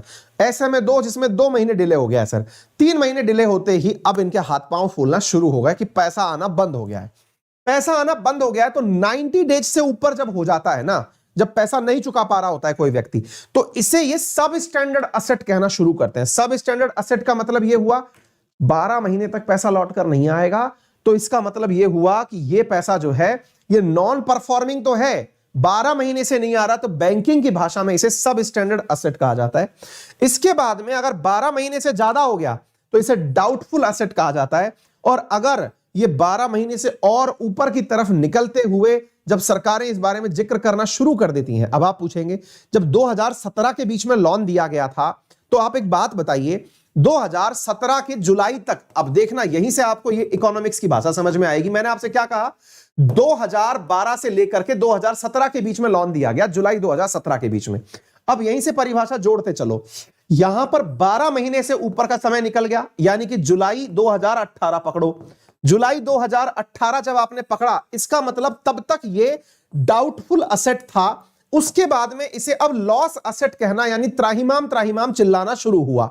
यानी कि आईसीआईसीआई वालों ने कहा कि अब तो भाई शिकायत करनी पड़ेगी। किससे करें? तो शिकायत करने के लिए ये लोग सारी बैंकों से बात किए कि तुम्हारा अपना अपना डेटा निकालो, क्या चल रहा है। सब बैंकों ने अपना डेटा निकाल करके पकड़ाया आईसीआईसीआई वालों को, कंसोर्टियम को, कि सर ये रहा हमारा। ये लोग गए 8 नवंबर 2019 को, इधर देखिए ये पूरी घटना बहुत समय से चल रही है। 8 नवंबर 2019 को ये गए सीबीआई के पास कि सर देखो दाल में कुछ काला है, ये बंदा पैसे नहीं चुका रहा है। बोले तो कर क्या रहा है तुम्हारे पैसे के? बोले सर ये अपने शिपयार्ड में पैसे नहीं लगा रहा है, ये कहीं विदेश में प्रॉपर्टी खरीद रहा है उस पैसे से। यानी कि ये पहले से ही तैयारी में चल रहा है। 2017 के अंदर जब इसने पूरा पैसा लगा लिया, 18 तक कोई पैसा नहीं दिया, 18 के बाद 19 में ये शिकायत करने गए। सीबीआई को जब ये जानकारी पता चली कि सर बात ऐसी है, ये व्यक्ति पैसे नहीं चुका रहा है, अब सीबीआई सुनते ही ये थोड़ी है पकड़ो भाई को, इतना बड़ा आदमी है यार, तो एक मिनट रुको। बोले एक काम करो, अगर ये व्यक्ति ऐसा कर रहा है तो हमें इसके दस्तावेज ला के दो। अब ऐसी स्थिति में सीबीआई के पास जब ये लोग पहुंचे तो 12 मार्च 2020 को, अब देखिए 12 मार्च 2020 को सीबीआई ने इसका स्पष्टीकरण मांगा, ठीक है ना। तो यहां पर क्या हुआ कि भाई देख लो, मैं एक बार के लिए इन लोगों से जानकारी मांग लेता हूं, क्या चीज है ये पता कर लेता हूं। उन शिपयार्ड वालों को बुलाया और पकड़ा कि भाई तुम्हारा डेटा दिखाओ, क्या चल रहा है। तब से सीबीआई इस मामले की जांच कर रही है। 12 मार्च 2020 से 7 फरवरी 2022 को सीबीआई ने उस व्यक्ति के खिलाफ शिकायत दर्ज कर ली। क्यों? क्योंकि उनकी रिपोर्ट में यह जानकारी निकल कर आ गई कि हां साहब यह व्यक्ति फ्रॉड किया है। आ गई बात समझ में? फ्रॉड का मतलब यह है कि बैंक से जो काम कह के पैसा लिया था, उस काम में पैसा ना लगा के इसने कहीं और पैसा लगाया है। अब आपके मन में अब दुखद बात आना शुरू होती है, सर एक बात बताइए, अगर यह बात हुई है तो इतना पैसा चला गया, अब इतना पैसा चला गया तो क्या होगा? हमारा जो बैंकों में पैसा रखा है, देश का पैसा चला गया। रुकिए, पैसा ना तो आपका उस समय गया जब नीरव मोदी गया, ना विजय माल्या गया, ना ये गया, ये लोग चले गए जिन्होंने लिया था, प्रॉपर्टी नहीं गई है। जो भी इन्होंने अपनी तरफ से, अब यही बात मैं सिखाने का आपको प्रयास कर रहा हूं, सुनते ही ये बहुत ज्यादा स्पार्किंग न्यूज आती है कि हमारी बैंक का इतना पैसा चला गया। रुकिए, उस व्यक्ति ने उस पैसे को खाया नहीं, उसका कुछ निर्माण किया। निर्माण में क्या किया उसने? निर्माण या तो दिल्ली में, यानी कि जहां गुजरात में उसका कंस्ट्रक्शन था वहां किया, या विदेश में ले गया। तो अब क्या होगा, यहां से आगे सुनिए। अब मैंने यहां से आगे की सारी बातें भी आपको पढ़ा रखी हैं, याद होगा। ये अब जाकर के तो केस उजागर हुआ है ना, उदाहरण के रूप में समझ में आ गए सारी बातें। यहां से आगे आपको मैंने पहले पढ़ा रखा है। क्या? अब ये पूरी की पूरी कंसोर्टियम इस पूरे की पूरे लोन को, 22,000 करोड़ के लोन को पहले ही बैड बैंक को बेचेगी। ध्यान से सुन जाइएगा, ये सारी बातें बहुत ज्यादा काम की हैं, क्योंकि यही तो मैंने आपको इतने दिन से पढ़ाया है। अब आपको बैड बैंक का उपयोग समझ में आएगा। ध्यान से सुनिए, देखो बैंक इतनी पागल नहीं होती हैं कि आपको लोन दिए जा रही हैं, आपकी एवरेज आपसे कुछ रखवाती नहीं है, सब रखवाती हैं। ये दिखने में आपको 22,000 करोड़ लग रहा है कि लेके भाग गया, नहीं, उसने गारंटी में 22,000 करोड़ से ज्यादा की प्रॉपर्टी जो है ना वो आपको दे रखी है। 22,000 करोड़ से ज्यादा की प्रॉपर्टी उसने आपके पास जमा करा रखी है, अपने कागजात दे रखे हैं कि साहब ये मेरा धन है, इसके आधार पर मैं ये पैसा ले रहा हूं, यानी प्रॉपर्टी के कागजात बैंक के पास रखे हैं। अच्छा, अब क्या होगा? अब ये 22,000 करोड़ का आगे का हिस्सा सुनिए। अब मैं आपको यहां से आगे की कहानी बताता हूं, आपको यहां से आगे सुनना चाहिए। अब ये जो 22,000 करोड़ है साहब, इन 22 में से आप 15%, 22,000 करोड़ का 15% यानी कि लगभग 3300 करोड़ के आसपास जो पैसा है, ये तो बैड बैंक जो आपने बनाई है, ये बैड बैंक क्या है? जो कि इस प्रकार के एनपीए को परचेज करती है। मतलब ये पूरा की पूरा मामला उठा करके सरकार ने एक और बैंक बना दी, उसको बेच दिया जाएगा। वो बैंक जो है इसका 15% यानी कि 3300 करोड़ रुपए का आसपास का जो मामला है, ये उठा करके इसको पकड़ा देगी। किसको? आईसीआईसीआई बैंक को, कि ये 15% तो आप अभी ले लो, बाकी जो मामला है ये हमारे पास ट्रांसफर कर दो। तो देखो, पहली वसूली तो ये हो गई, सरकार ने ये पैसा इनको पकड़ा दिया।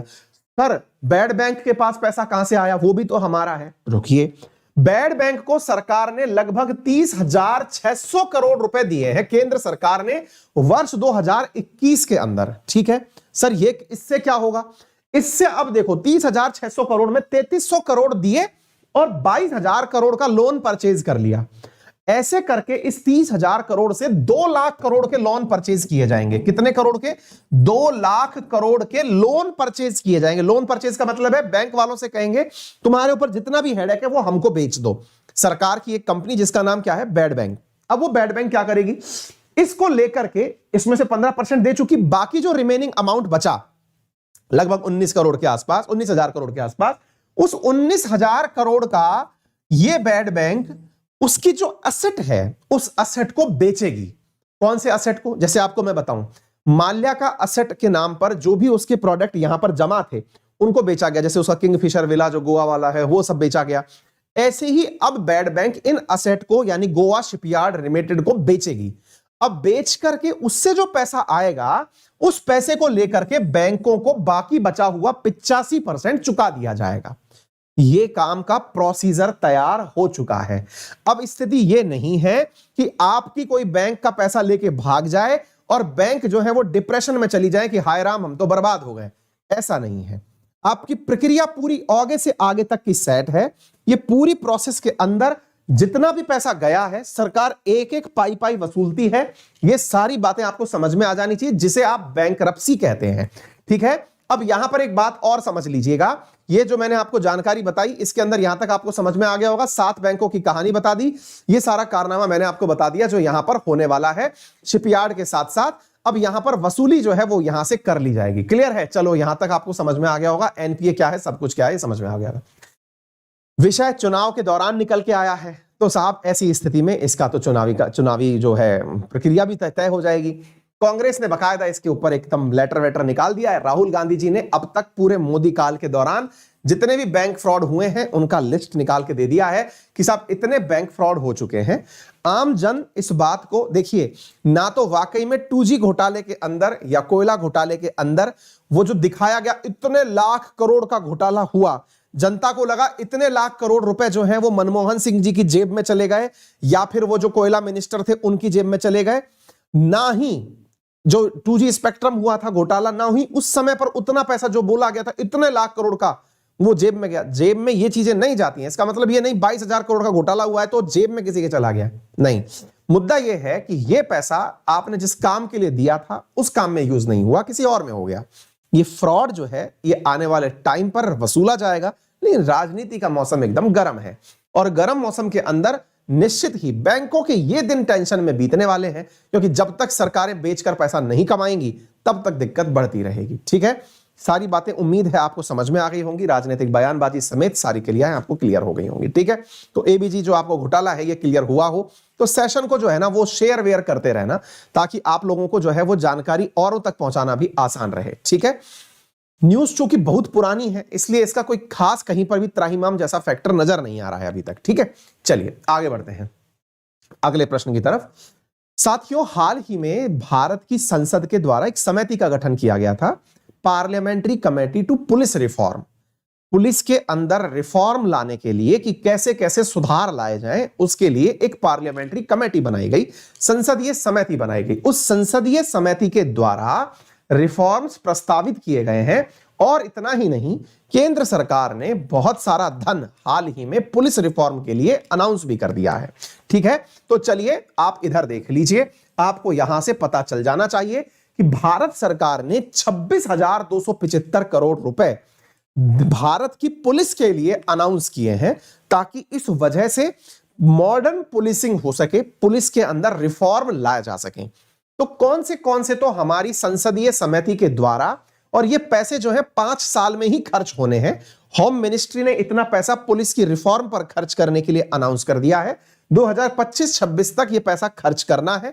इससे पुलिस में जो जो रिफॉर्म प्रस्तावित किए गए हैं पार्लियामेंट्री समिति के द्वारा वो भी हम बताएंगे, और ये भी बताएंगे कि संसदीय समिति ने केंद्र सरकार को पुलिस रिफॉर्म के अंदर क्या क्या अपनी तरफ से सजेशंस दिए, और आपको पता चलेगा कि पुलिस को अगर ये सारी चीजें दे दी गई तो कितना फायदा हो जाएगा। सबसे जो महत्वपूर्ण जानकारी निकल के आ रही है वो ये है कि संसदीय समिति ने सरकार से कहा, क्या कहा? संसदीय समिति ने सरकार से कहा कि 33% महिलाओं का रिप्रेजेंटेशन पुलिस में होना चाहिए।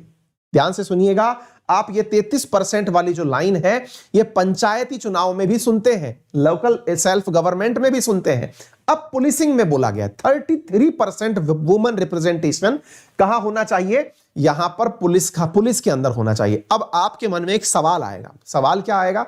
सर इसका मतलब क्या है कि जो एग्जिस्टिंग पुलिस फोर्स है, मान लीजिए कि किसी राज्य के अंदर 10,000 पुलिस कर्मचारी हैं, तो 10,000 पुलिस कर्मचारी में से 3300 अब महिलाएं हो जाएंगी जैसे ही रिटायर होंगे तब, या फिर नए पद सृजित किए जाएंगे? है ना इंपॉर्टेंट बात। तो आंसर सुन लीजिए मेरे प्यारे साथियों, नए पद सृजित किए जाएंगे, जो पहले से चला आ रहा है उस पर कोई काम नहीं किया जाएगा। समझ गए? मतलब ये नहीं है कहीं पता चले कि बच्चों के बीच में ये अलग ही जेंडर बायसनेस क्रिएट हो जाए कि ये लो अब हमारी नौकरियां चली गई, ऐसा कुछ नहीं है जनाब। सरकार का कहना है कि अब तक जो रिप्रेजेंटेशन है वो मात्र पुलिस में 10.3% महिलाएं हैं, उसको बढ़ा के 33% किया जाना है, और जो संख्या बढ़ाई जाएगी उसके लिए नए पद सृजित किए जाएंगे। नंबर 1। नंबर दूसरा, सरकार का मकसद है कि हर जिले के अंदर एक तो कम से कम महिला पुलिस थाना हो जिसमें पूरा स्टाफ महिलाओं से ही बना हुआ हो। इससे फायदे जो होंगे वो ऑब्वियस सी बात है कि महिलाएं जब रिप्रेजेंटेशन में होंगी तो महिलाओं के बीच में भी एक बहुत सकारात्मक भाव जाएगा। यहां पर एक रिपोर्ट का और हवाला दिया गया, और वो हवाला ये था कि भारत में जब हम आधुनिक भारत की बात करते हैं तो दुर्भाग्यपूर्ण बात यह है कि जो भारत के बहुत ही सेंसिटिव स्टेट्स हैं जैसे अरुणाचल प्रदेश वगैरह, जो कि बॉर्डर एरियाज पर भी हैं, जहां से कि एनी टाइम हमें लगता है कि मतलब चीन किसी भी प्रकार की बकवास कर सकता है, उन जगह पर फोन लिंक तक की व्यवस्था नहीं है। ऐसे छोटे मोटे नहीं, 648 फोन स्टेशन हैं। आप सोचकर देखिए, पुलिस स्टेशन हैं जहां पर कि फोन का कनेक्शन नहीं है। आप जिस प्रकार की पुलिसिंग देख रहे हैं सोचकर देखिए, 648 पुलिस स्टेशन ऐसे हैं। 257 डू नॉट हैव व्हीकल्स।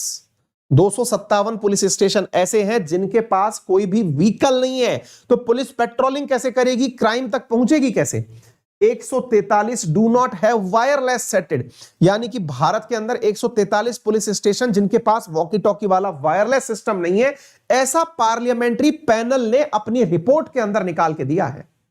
इसके साथ साथ आप जानकर आश्चर्य करेंगे कि इनमें से अरुणाचल प्रदेश, जम्मू कश्मीर जैसे सेंसिटिव क्षेत्र शामिल हैं, जिसमें से लगभग 80 पुलिस थाने तो केवल जम्मू कश्मीर के हैं जिनके पास ये सुविधाएं नहीं है। तो कितनी महत्वपूर्ण है, इस पूरे बारे में आप इस प्रकार से समझ कर देखिए। यहां पर रिपोर्ट ने जो कहा वो मैंने आप लोगों को बात बताई, और देखिए सबसे ज्यादा जो इस प्रकार की सुविधाओं का अभाव है ये नॉर्थ ईस्ट के अंदर पाया गया है। ठीक है। 17 state have either enacted the model police 2000 act और अमेंडेड इट, अदरवाइज ऐसा नहीं है। ये पैनल के अंदर पता चला। अब इस पैनल ने सजेशन क्या दिया, ये तो हो गया पुलिस की वर्तमान स्थिति। पैनल का सजेशन क्या है अब वो सुन लीजिएगा। सबसे पहला सजेशन तो यहां पर पार्लियामेंट्री पैनल ने यह दिया सरकार को कि सर सबसे पहले पुलिस थानों के पास में जो आवश्यक संसाधन हैं उनमें से सबसे पहली चीज क्या है, व्हीकल। जनाब पहले व्हीकल तो पहुंचाइए पुलिस के पास, कम्युनिकेशन डिवाइसेस, ताकि वो एक दूसरे से बात कर सके। और अगर ऐसा नहीं है तो ऐसी स्थिति में इस पैसे को आप खर्च करिए उन चीजों के ऊपर। दूसरा क्या कहा गया है, 33% महिलाओं का रिप्रेजेंटेशन करिए। अब बेटा आपको मैं बता दूं, पुलिस रिफॉर्म जो है ना बहुत पसंदीदा टाइटल है आपके किसी भी इंटरव्यू का, आपके किसी भी मेंस के एग्जाम का। आप जहां पर भी जाएं आपको पुलिस के ऊपर पॉइंट्स पता होने चाहिए कि पुलिस के अंदर क्या क्या रिफॉर्म किए जा सकते हैं। आप जैसे लोग पता है क्या लिख के आते हैं, दो बातें आपकी सबसे बड़ी होती हैं जो आप न्यूज में सुनते हैं। पहला भ्रष्टाचार और दूसरा कस्टोडियल मौत, यानी कि साहब पुलिस ने पकड़ा, मारपीट करी जिससे कि व्यक्ति की मृत्यु हो गई। आपको पुलिस के अंदर यही दो चीजें नजर आती है एनी टाइम। पुलिस भ्रष्टाचार करती है, हमको जब हम जा रहे होते हैं तो बिना हेलमेट वालों से पैसे लेके छोड़ती है, या फिर चालान ओवर स्पीडिंग का काटती है, पैसे लेके छोड़ती है। या तो ये इमेज है आपके दिमाग में, या पुलिस के नाम पर यह है कि साहब ये पुलिस थाने में ले जाके मारते हैं, उससे लोगों की मौत हो जाती है। भ्रष्टाचार और इसके अलावा आपके दिमाग में पुलिस की कोई इमेज ही नहीं बनती है। सोच के देखिए पुलिस के कितने सारे पॉइंट्स हैं। इन पॉइंट्स को आप अपने आंसर में लिख करके रखें, ये बहुत इंपॉर्टेंट है। हालांकि अगर आप तुरंत कॉपी नहीं कर पा रहे हैं कोई बात नहीं, क्लास पूरी होने के बाद आप हमारे टेलीग्राम चैनल अंकित अवस्थी सर से भी इन्हें डाउनलोड कर सकते हैं। मैं वहां पे टेलीग्राम चैनल पर इसको शेयर करता हूं, ठीक है। Thirdly, there is a stress and pressure of police personnel. Hence, it is recommended offline and online module to help them de-stress from yoga, exercise and counseling. साथियों ये बहुत इंपॉर्टेंट फैक्टर है, शायद आप लोग इस बात को नहीं समझ पाए। देखिए मैं आपको बताता हूं पुलिस के पास काम क्या क्या होता है। आप लोगों को लगता है कि पुलिस का जो काम है ना जी, वो केवल सड़क पे खड़ा होकर के आपको धमकाने भर का है। जी नहीं, आपके क्षेत्र में कैसी भी परेशानी आ जाए, परेशानी कैसे, आपके घर में चोरी हो जाए, आपके घर में आग लग जाए, घर के आसपास कोई मारपीट हो जाए, कम्युनल वायलेंस हो जाए, महामारी फैल जाए, या फिर कोई पेपर लीक हो जाए, कहीं से कोई दंगा हो जाए, धरना प्रदर्शन हो जाए, मर्डर हो जाए, रेप हो जाए, भारत में जितने भी प्रकार के मतलब जनता जहां रहती है जिससे कोई भी विवाद क्रिएट हो सकता है, उन सब जगह आपको पुलिस चाहिए। पहली चीज तो ये हो गई। इसे कहते हैं लॉ एंड ऑर्डर, न्याय व्यवस्था, कि साहब पुलिस इसलिए पहुंचनी जरूरी है अदरवाइज लोग आपस में झगड़ मरेंगे। तो पहला काम तो समझ में आ गया साहब। इतनी बड़ी आबादी, उस आबादी के अंदर लॉ एंड ऑर्डर मेंटेन करने के लिए आपको पुलिस एनी टाइम चाहिए। लेकिन अब पुलिस का अगला काम सुनिए, जो कि आप में से अधिकांश लोगों से परे है, जिनको पता ही नहीं है कि पुलिस क्या करती है। जब ये कोई क्राइम हो जाता है तो उसका सेकंड फेज एक्टिवेट होता है, उसका नाम है इन्वेस्टिगेशन। इन्वेस्टिगेशन का मतलब क्या है, क्राइम हुआ, क्राइम के बाद में उसकी जांच करना कि यह क्राइम क्यों हुआ, दोषी कौन है। सर दोषी का निर्धारण तो कोर्ट करती है। जी साहब सही कह रहे हैं आप, लेकिन कोर्ट केवल उन्हीं पन्नों को पढ़ के करती है जो इन्वेस्टिगेटिंग ऑफिसर के द्वारा लिखे जाते हैं। तो इन्वेस्टिगेशन का जो काम है, किसी क्रिमिनल को खोजना और बिल्कुल दोषी को ही पकड़ना, इसमें इन्वेस्टिगेशन शुरू होता है। अब आप सोच के देखिए, कहीं पर भी धरना प्रदर्शन हो रहा है, पुलिस पूरे टाइम वहां बैठी है, थाना इंचार्ज वहां बैठा है, अधिकारी वहां बैठा है, सब बैठे हैं। अब प्रदर्शन के बाद में जब आप एग्जीक्यूशन के मॉडल पर आते हैं तो आपको इन्वेस्टिगेशन भी करना है। प्रेशर है आपके ऊपर राजनीतिक की इन्वेस्टिगेशन जल्दी करिए। इसलिए इस पार्लियामेंट्री पैनल ने कहा है कि जब ये दोनों ही लोग एक हैं तो साहब उस व्यक्ति को सोचने का समय कब मिलेगा, क्योंकि इतना ओवरबर्डन्ड है वो। पुलिस वालों की ना तो कभी नींदें पूरी होती हैं, ना ही विशेष रूप से वो जो ग्राउंड पर काम करते हैं। ऑफिसर्स तो फिर भी चलो ठीक है, मतलब वो ग्राउंड को ही सारे काम बोलते रहते हैं, ये कर लो, यूं कर लो, ये काम कर लो, लेकिन सही मायने में पुलिस का पूरी तरह नींद चैन हराम रहता है। ऐसी स्थिति में स्ट्रेस का लेवल बहुत ज्यादा होता है। इस स्ट्रेस को मेंटेन करने के लिए रिकमेंड किया गया है कि इन्हें योगा, एक्सरसाइज, काउंसलिंग जैसी सुविधाएं दी जाएं और इन दोनों चैनल्स को अलग किया जाए। कौन कौन से चैनल्स को? नंबर 1 जो लॉ एंड ऑर्डर एक्टिवेट करे वो, और जो इन्वेस्टिगेशन करे, इन दोनों को अलग से चलाया जाए। दोनों की अलग विंग बनाई जाए, एक विंग से यह काम ना करवाया जाए। इसके अलावा और क्या कहा गया है? इसके अलावा यह कहा गया है कि जो भी पुलिस स्टेशंस हैं उन्हें यूनिवर्सिटीज के साथ, कॉलेजेस के साथ इनको प्रॉपर तरीके से कोऑर्डिनेशन में रखा जाए, ताकि जितनी भी प्रकार की टेक्नोलॉजीज आ रही हैं वो पुलिस को पता रहे। आज के जमाने में होता क्या है, जब भी कोई साइबर फ्रॉड होता है, साइबर फ्रॉड के केस में सामान्यतया पुलिस जो है वो एक प्रकार से समझिए कि हैंड टू माउथ स्थिति में ही रहा करती थी वंस अपॉन ए टाइम। हालांकि अब तो बहुत फास्ट हो गई है पुलिस की व्यवस्था। अभी आज मैं राजस्थान का जो अखबार है दैनिक भास्कर में वो पढ़ रहा था, उसकी हेडलाइन में था कि अभी क्या है, जैसे मैं जिस जिले में रहता हूं, इस जिले में हमारे यहां पे अभय कमांड सेंटर बना रखे हैं, राजस्थान के हर जिले में है। आपकी हर प्राइम पोजीशन पर कैमरा लगा हुआ है और उस कैमरे का पूरे 24x7 एक पूरा रूम बना हुआ है, जहां पर कैमरों से पूरा इन्वेस्टिगेशन चल रहा है, शहर में सब कुछ सही तो चल रहा है, गलत तो नहीं हो रहा है। ऐसे एक पुलिसकर्मी ने एक बुजुर्ग व्यक्ति को एक 7 साल की लड़की के साथ कुछ गलत हरकत करते हुए कैमरे में से देखा। अभय कमांड सेंटर पे किसी ने किसी को शिकायत नहीं करी, अभय कमांड सेंटर में बैठा एक पुलिस कर्मचारी, और आज के हमारे अखबार की हेडलाइन बनी है ये। आप सोचिए कि टेक्नोलॉजी अगर हो तो कितना आगे आदमी बढ़ सकता है। उसमें क्या पाया गया कि जो व्यक्ति है वो एक उम्रदराज व्यक्ति है और वो कोई मिस हैपनिंग कर रहा है महिला के बच्ची के साथ में। उस पुलिस वाले ने नियरेस्ट बीट कांस्टेबल को फोन किया और कहा कि ऐसे ऐसे एक संदिग्ध व्यक्ति है जो कि कैमरे में नजर आ रहा है। आप सोच के देखिए कि उस व्यक्ति ने उस बच्ची के साथ दुराचार करने का प्रयास ही किया होगा। अगले ही मिनट, यानी ये पकड़िए कि 7 मिनट के अंदर अंदर पुलिस वहां पहुंच गई। आप सोचिए, इतना अगर प्रोएक्टिव पुलिसिंग हो जाएगी तो आप जरा लेवल का अंदाजा लगाइए कि किस प्रकार से बहुत ही उच्च स्तर पर कार्य होने लगेंगे। ये टेक्नोलॉजी से संभव है। मतलब अपराध तो रुकेंगे ही रुकेंगे, लेकिन इस अपराध का जो आप असर सोच सकते हैं, ये आप लोगों ने देख लिया कि किस प्रकार से इसका सुधाराकरण भी किया जा सकता है। ये सब चीजें जो है ना यहां पर रिकमेंडेशंस के अंदर निकाली गई हैं, ठीक है ना। अच्छा, साथ में आपने ये देख लिया। 5th कहा गया है इन्वेस्टिगेशन, ये मैंने आपको बता दिया। एक जो सबसे इंपॉर्टेंट चीज है जो मैं आपको भी बताना चाहता हूं, और वो ये है कि रिसेंट डेज में मैं भी इन चीजों को नोटिस कर रहा हूं। आपने कभी देखा हो तो जो अपराधी जेल में होता है, या फिर पुलिस को एक अपराधी मिल गया, अब उसको किसी कोर्ट में लेके जाना है। अब आपने अक्सर देखा होगा पुलिस के 4-5 लोग आपको एनी टाइम बस से, ट्रेन से सफर करते हुए दिखाई देते हैं, जिन्होंने एक अपराधी को पकड़ा होता है, हाथ में वो अपने चेन रखते हैं, उसको बांध के अपराधी को लेके चल रहे हैं और उसको जाकर के जेल में ले जाके चक्कर कटा रहे हैं, फिर कोर्ट लेके जा रहे हैं, जिसको ट्रायल पर बोलते हैं। होता क्या है, इस माध्यम से, क्योंकि अब आपने अपराधी पकड़ लिया, पकड़ के अब उसको ट्रायल भेजो, फिर कोर्ट के चक्कर काटो, इतना समय खराब होता है ट्रायल के अंदर।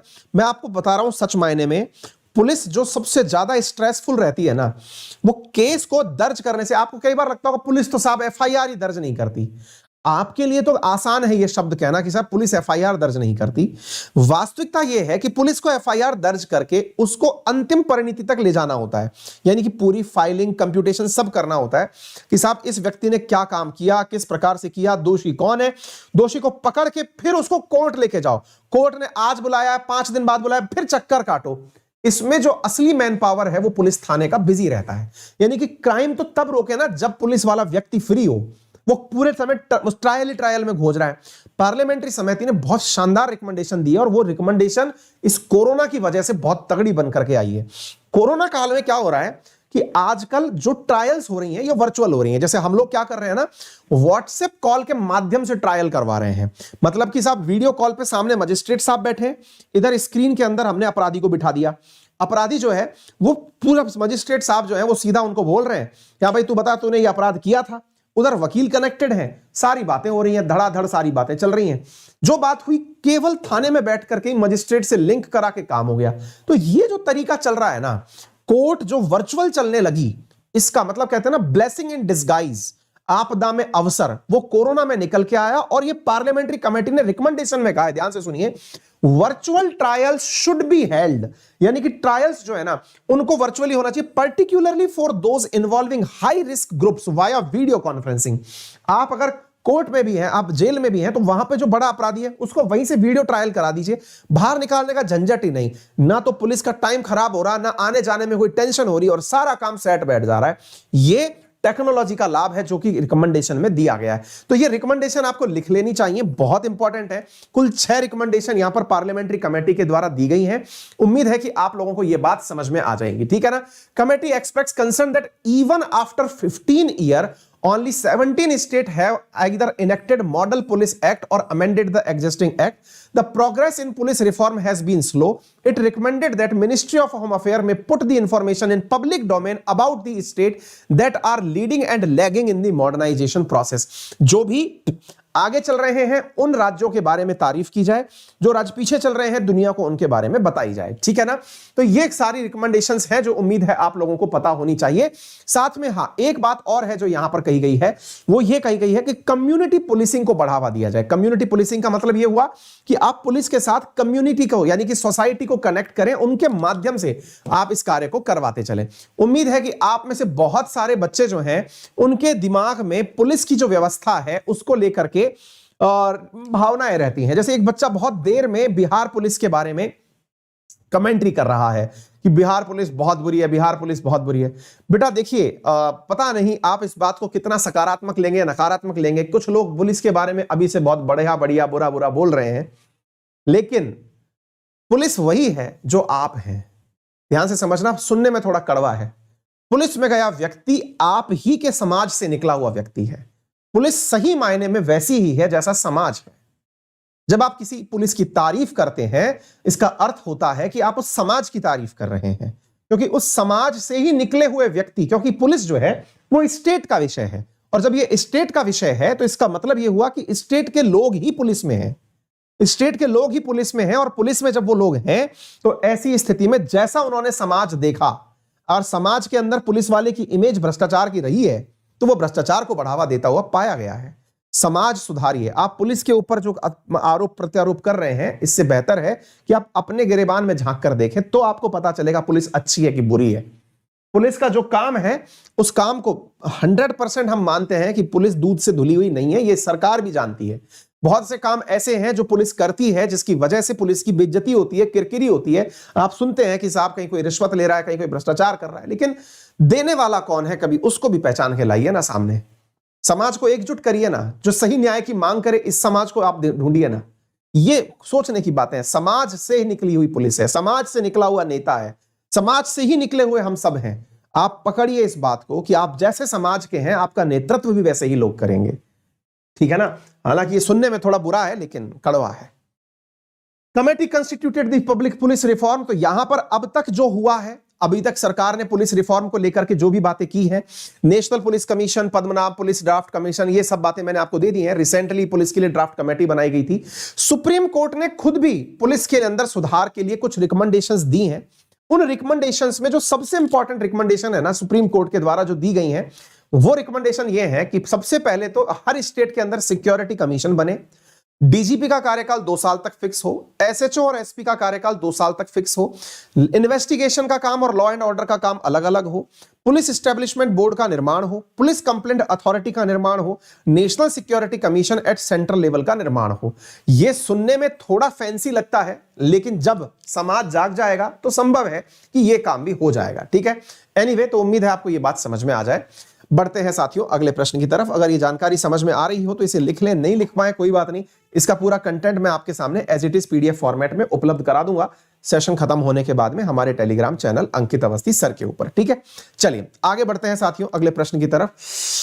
हाँ, कुछ विद्यार्थी गुरुजी आपकी भावनाएं जुड़ी हुई है। हाँ कह लो बेटा, पुराने वीडियो भी निकाल लेना मेरे, उनमें भी यही भावनाएं हैं। आ जाओ। एलन मस्क का न्यूरालिंक प्रोजेक्ट खतरे में है। क्यों खतरे में है आइए मैं बताता हूं। शायद आपको याद हो, हमने टेक्नोलॉजी से जुड़ा हुआ एक प्रोजेक्ट आप लोगों को पढ़ाया था। क्या प्रोजेक्ट पढ़ाया था आप याद करिए। मैंने आपको बताया था कि कुछ समय पहले अपनी क्लास के अंदर ही पढ़ाया था कि एलन मस्क की एक कंपनी है जिसका नाम है न्यूरालिंक। वो बंदरों पर प्रयोग कर रही थी। क्या प्रयोग कर रही थी? ये देखिए कि इंसान के मस्तिष्क में चिप लगाने का प्रयोग चल रहा था। ये वीडियो मैंने पढ़ाया, 3 वीक हुए हैं अभी इसको मैंने पढ़ाए हुए, लेकिन ये बहुत ज्यादा हिट हो गया है मामला, तो दोबारा पढ़ाना पड़ रहा है। मुद्दा ये हुआ था कि ये बंदरों के दिमाग में एक चिप लगाकर प्रयोग कर रहा था। प्रयोग ये था कि जो बंदर सोच रहा है वो काम ऑटोमेटिक होने लगे, यानी कि बिना हाथ हिलाए केवल आपके मस्तिष्क के अंदर एक चिप डाल दी जाए। अगर आप देखना चाहते हैं तो ये वीडियो अभी भी डला हुआ है हमारे ही चैनल पर, आप इसे देख सकते हैं, काफी अच्छे से समझ में भी आ जाएगा। हमारी टेक्निकल टीम आपके सजेशंस में इस वीडियो को पिन कर देगी। तो मुद्दा यह है जनाब कि जो इंसान के दिमाग में चिप लगाने का कार्यक्रम था, इसमें इनके द्वारा 23 बंदरों पर प्रयोग किए गए। एक रिपोर्ट से यह जानकारी बाहर निकल के आई कि इनमें से 15 बंदर मर गए। अब आप पूछेंगे कि क्या हुआ? न्यूरालिंक जो प्रोजेक्ट था जिसमें एलन मस्क बहुत सारे इलेक्ट्रोड्स दिमाग में लगवा रहे थे बंदरों के, और प्रयोग के आधार पर यह पा रहे थे कि एक बार करके देखते हैं, अगर ऐसा हुआ तो फिर इंसान में इसको किया जाएगा कि इंसान जो सोचे वैसा काम होने लगे, है ना, ऑटोमेटिकली उसके जो दिमाग की सोच है उसके आधार पर एक्शन आने लग जाए।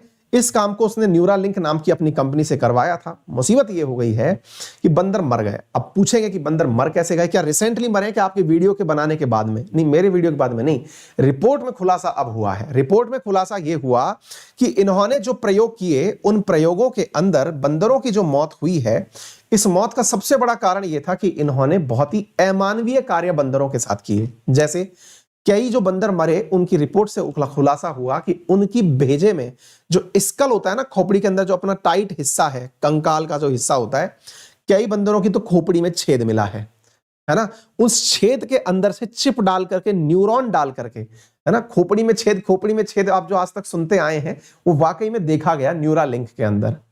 ठीक है ना, बंदरों की खोपड़ी में छेद हुए हैं, और जब बंदरों की खोपड़ी में छेद हुए हैं तो उसकी वजह से उनकी मौत हुई है। नंबर दूसरा, बंदरों के साथ साथ यह भी प्रयोग में पाया गया कि कई बंदरों के अंदर इन्होंने इलेक्ट्रोड्स इतने ज्यादा डाल दिए जिसकी वजह से बंदरों के ऊपर इस अमानवीय व्यवहार से उनके हैबिट्स बदल गए। या तो किसी को शॉक आ गया या कोई अपनी मतलब वॉमिट करके मर गया। ऐसी रिपोर्ट्स इनके प्रयोगों में निकल करके आई हैं। इससे अमेरिका में इन दिनों इनके खिलाफ प्रदर्शन हो रहे हैं। और ये न्यूज यहीं पर यह है कि Elon Musk Neuralink trial to link human brain computer killed 15 monkey out of 28। आप इससे अंदाजा लगा लीजिए। यहां पर देख सकते हैं कि ये पूरी की पूरी रिपोर्ट है जो अभी निकल करके आई है। एक्सट्रीम सफरिंग हुई बंदरों को न्यूरालिंक के माध्यम से। अगर आप इसकी डिटेलिंग देखना चाहते हैं तो आप देख सकते हैं, मैंने इसके ऊपर प्रॉपर वीडियो किया हुआ है, शायद आप उस वीडियो को देख करके अंदाजा लगा लें। ये इनका न्यूरालिंक का ही प्रोजेक्ट था जिसमें कि इस प्रकार की जानकारी निकल के आई थी। मैंने आपको बताया भी था, जैसे ये बंदर है, अब ये बंदर अपने हाथ में जो भी प्रयोग कर रहा है, उस प्रयोग मतलब खेल रहा है जैसे, तो अभी खेलने के लिए तो इसके हाथ में जॉयस्टिक दी हुई है, लेकिन अगर ये जॉयस्टिक से खेलना बंद भी कर दे, जॉयस्टिक हटा भी दिया जाए, तो भी यह अपने दिमाग से खेल पा रहा है। लेकिन इस बंदर के दिमाग में मतलब इन्होंने चिप डाल रखी है, और उस चिप से निकलने वाले जो इलेक्ट्रोड्स हैं, उन इलेक्ट्रोड्स की वजह से ये सारा काम हो रहा है। आप यहां पर मतलब इस बंदर को अभी तो खेलता हुआ देख रहे हैं, अब इसके हाथ में से फिर थोड़ी देर बाद जब ये हटा देंगे इलेक्ट्रोड, तो हटा देंगे तो इसके ऊपर हटाने के बावजूद भी इसके दिमाग से निकले हुए जो मैसेजेस हैं उनके आधार पर ये वीडियो गेम चलता रहेगा। ये वीडियो मैंने पहले भी आपको प्ले करके दिखाया है, न्यूरालिंक का है। अब आप पूछेंगे कि सर बंदरों की मौत होना, क्या कोई भी सामाजिक संगठन इसका विरोध नहीं करेगा क्या, या इसके ऊपर किसी प्रकार की कोई दिक्कत दर्ज नहीं की जाएगी? तो देखो बच्चों, होता यह है कि बंदरों पर, चूहों पर प्रयोग ही इसलिए किए जाते हैं ताकि इन प्रयोगों में इनकी मौत भी अगर हो जाए तो उस मौत का भी कोई फर्क ना पड़े। यह सबसे बड़ा विषय होता है जिसके चलते हुए ये प्रयोग किए जाते हैं। ठीक है ना, तो जब चूंकि इसकी वजह से कोई दिक्कत ना हो जाए इसलिए ये प्रयोग किए जाते हैं। तो प्रयोग के अंदर, तो ये प्रयोगों के अंदर ये पाया जाता है कि साहब, अब आप देख सकते हैं कि ये इस प्रकार से न्यूरॉन का ट्रांसमिशन दर्ज करते हुए चल रहे हैं। न्यूरॉन के ट्रांसमिशन से ही सारी बातें रिकॉर्ड की जा रही हैं। अब बंदर के अंदर जब जॉयस्टिक हटा दी गई इस पूरे प्रयोग को करने के बाद में, तो बंदरों का मरना इनके लिए बड़ी बात नहीं है, यह आपको समझना होगा। बंदरों पर प्रयोग या फिर बंदरों के साथ में ये जो कृत्य है, चूहों पर प्रयोग, जाने कितने ही चूहे कितने ही बंदर मरते हैं। लेकिन क्या है ना जी कि हम लोग थोड़े से इमोशनल ज्यादा हो जाते हैं चीजों को सुनकर के। विज्ञान जब प्रयोग करती है, अब जैसे मान लीजिए कि आप में से बहुत सारे लोगों ने देखा हो कि वैक्सीन जब लगना शुरू हुई थी तो वैक्सीन का ट्रायल हुआ था। आपको मालूम होगा वैक्सीन के ट्रायल का अर्थ ही यह होता है कि ट्रायल के दौरान अगर आपकी मृत्यु हो जाती है तो आप हमारे ऊपर कोई भी केस नहीं करेंगे। आपने देखा होगा बहुत से लोग, अगर शुरुआत की बात अगर याद हो आपके, तो आपको पता चलेगा साथियों कि देखिए, अब ये इसको आप देख सकते हैं कि ये बंदर जो है वो इस गेम को बहुत अच्छे से खेल रहा है, और इसको आप देख सकते हैं बिना जॉयस्टिक के ये इस खेल को खेल रहा है। अब बिना जॉयस्टिक के इसको खेल रहा है तो इसके अंदर जो है वो आपको समझ में आना चाहिए कि किस प्रकार से ये दिमाग का उपयोग करके इस पूरे गेम को खेल रहा है, और ये न्यूरालिंक का जो प्रोजेक्ट है उसी का नतीजा था। तो आपने देखा होगा कि लास्ट टाइम पर जब हमारे साथ हुआ था, हमारे साथ क्या हुआ था मैं वो बताऊं आप लोगों को कि जब आप कोई भी मतलब वैक्सीन का भी ट्रायल करते हैं तो इंसानों से भी ये लिखित में लिया जाता है। तो अब ये देख सकते हैं आप बिना जॉयस्टिक के भी खेल रहे हैं। ये मैंने आपको दिखाया है वीडियो पहले भी, शायद आप लोगों को याद हो।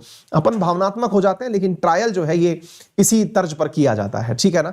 तो उम्मीद है कि आप लोगों को ये बात समझ में आ जाए। इस प्रकार से खोपड़ी में छेद करके ये चिप लगा रहा था और चिप लगा करके ये सारी कार्रवाई की गई थी और निकल के आया कि यहां पर कई बंदर मारे गए। 15 जो बंदर हैं ये 2020 में ही मर गए, ये रिपोर्ट में खुलासा हुआ है, जिसकी वजह से जो फिजिशियंस ग्रुप है उन्होंने बकायदा एक लॉ सूट फाइल कर दिया है मंकीज की मौत के बाद में एलन मस्क की लेबोरेटरी के ऊपर। ये न्यूज एकदम ताजा तरीन है, यानी डॉक्टर्स के ही एक संगठन ने एलन मस्क की कंपनी के ऊपर केस दर्ज कर दिया है कि जनाब ऐसा ऐसा हो रहा है, ठीक है ना। चलिए आगे बढ़ते हैं साथियों अगले प्रश्न की तरफ। हाल ही में एक बहुत ही तगड़ी न्यूज बनकर के पॉलिटिकल फ्रेम में निकल करके आई। पॉलिटिकल फ्रेम में न्यूज क्या निकल के आई कि जो पश्चिम बंगाल सरकार है, उस पश्चिम बंगाल सरकार के साथ में जो विवाद चल रहा था राज्यपाल का जगदीप धनखड़ जी का, उस विवाद में एक न्यूज निकल के आई। न्यूज क्या निकल के आई कि जगदीप धनखड़ जी ने विधानसभा को होने से पहले ही स्थगित कर दिया। देखिए राज्यों में भी बजट सत्र होता है, बजट सत्र का आना था, लेकिन जो राज्यपाल हैं उन्होंने बजट सत्र के शुरू होने से पहले ही सत्र को प्ररोग कर दिया, स्थगित कर दिया। अब ये न्यूज मार्केट में बहुत तेजी से तैरने लगी। मैंने 2 बार इस न्यूज को करने का प्रयास भी किया, लेकिन मुझे कहीं ना कहीं इस मामले में डाउट रहा, इसलिए मैं हर बार इस इवेंट को बनाता और आगे बढ़ा देता। बाद में खुद राज्यपाल ने भी स्पष्टीकरण दिया कि मैं दोनों ही बातें सुनाता हूं आपको, फिर वो बातों से आप समझ पाएंगे कि क्या गंभीरता थी इस विषय की। आपके सामने अगर ये न्यूज दिखाई दे कि West Bengal governor Jagdeep Dhankhar prorogue assembly session, मतलब कि इन्होंने सत्र को होने से पहले ही स्थगित कर दिया, तो इससे आपके मन में सवाल बनता है कि यार राज्यपाल और ममता बनर्जी के बीच में लड़ाई इतनी बढ़ गई है कि इसकी वजह से उन्होंने सत्र को ही नहीं होने दिया। क्योंकि कुछ मीडिया रिपोर्ट्स में यह लिखा गया कि जो पश्चिम बंगाल सरकार है वो जगदीप धनखड़ जी के खिलाफ अविश्वास प्रस्ताव लाने वाली थी, अविश्वास प्रस्ताव लाती, उससे डरते हुए उन्होंने सत्र को होने की ही इजाजत नहीं दी। अब यह बात जैसे ही आपके दिमाग में आएगी, आप देखिए West Bengal governor Jagdeep Dhankhar prorogue state assembly with immediate effect, what Bengal governor West Bengal prorogue state assembly, सब जगह एक न्यूज आ गई।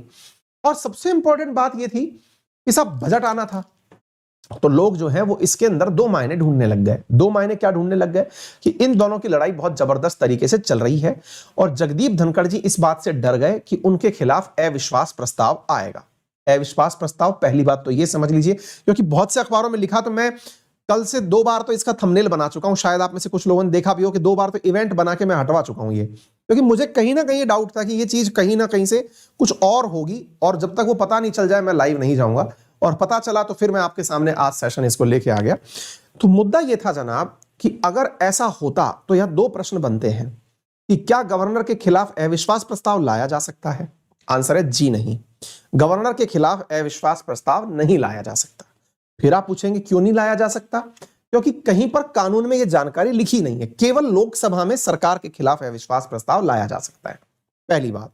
दूसरी बात, क्या कोई राज्य सरकार अपने द्वारा कोई विधेयक पास करके राज्यपाल को पद से हटा सकती है क्या? जैसे संसद राष्ट्रपति को हटा सकती है, ऐसे ही क्या विधानसभा गवर्नर को हटा सकती है? आंसर है जी नहीं। प्रेसिडेंट को, गवर्नर को हटाने का राज्य के पास कोई अधिकार नहीं है, वो केवल शिकायत कर सकता है। किससे? राष्ट्रपति से।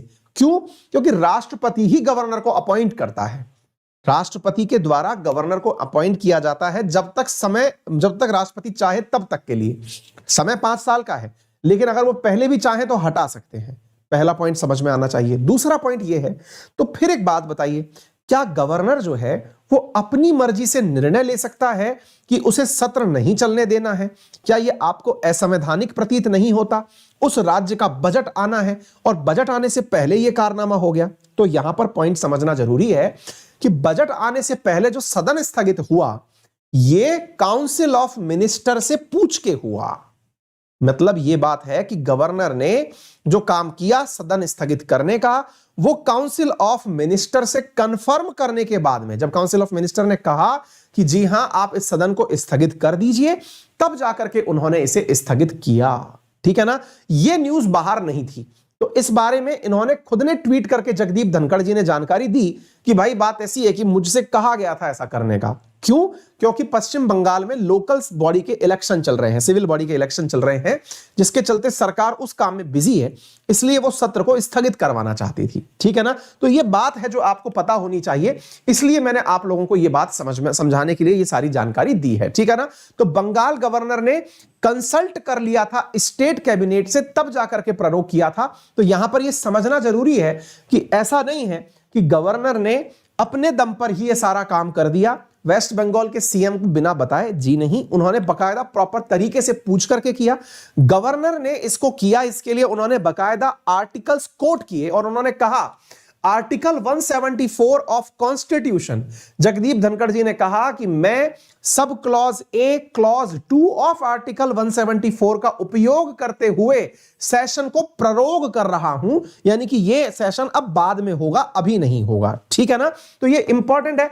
मैं असल में आपने देखा भी होगा, जो पुराने विद्यार्थियों देखेंगे, मैं 2-3 बार शेयर करके भी कैंसिल कर दिया इस वीडियो को, क्योंकि मार्केट में न्यूज यह निकल के आई थी कि जगदीप धनखड़ जी अपने अविश्वास प्रस्ताव से डर करके सेशन को होने ही नहीं दे रहे।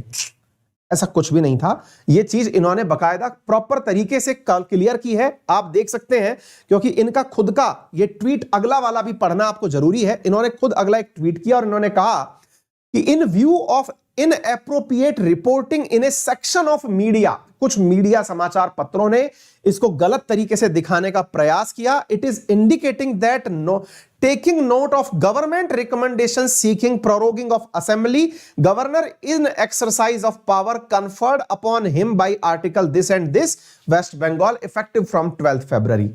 गवर्नर ने खुद ने स्पष्टीकरण दिया कि महाराज ऐसा नहीं है, हमारी लड़ाई ऐसी भी नहीं बढ़ गई है कि आप ये सोचें कि मैंने सत्र को परमिशन नहीं दी।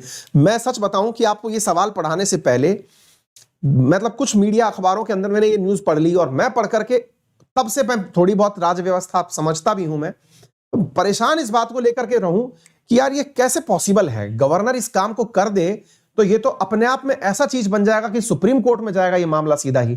मतलब इसको लेकर के तो गवर्नर की डिस्क्रिशनरी पावर की जो बात है वो तो बहुत बड़ा बवाल बन जाएगा।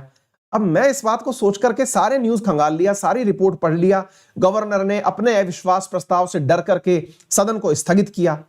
परेशानी जब बढ़ने लगी तब फिर मैंने इंतजार ही किया, मैंने कहा समय खुद जवाब देगा। फिर साहब गवर्नर ने जवाब दिया और उन्होंने कहा कि साहब ऐसी बात है कि हमने काउंसिल ऑफ मिनिस्टर से पूछ करके ये काम किया है, खुद से ये काम नहीं किया है ना। तब जाकर के उसको सेशन को मैंने आपके सवाल में डाला। तो मैंने इसलिए आप लोगों का थोड़ा सा समय लिया। आपने देखा होगा कुछ विद्यार्थी बार बार पूछ भी रहे थे, सर वो सेशन 2 बार तो डाल दिया, आप कर क्यों नहीं रहे हैं।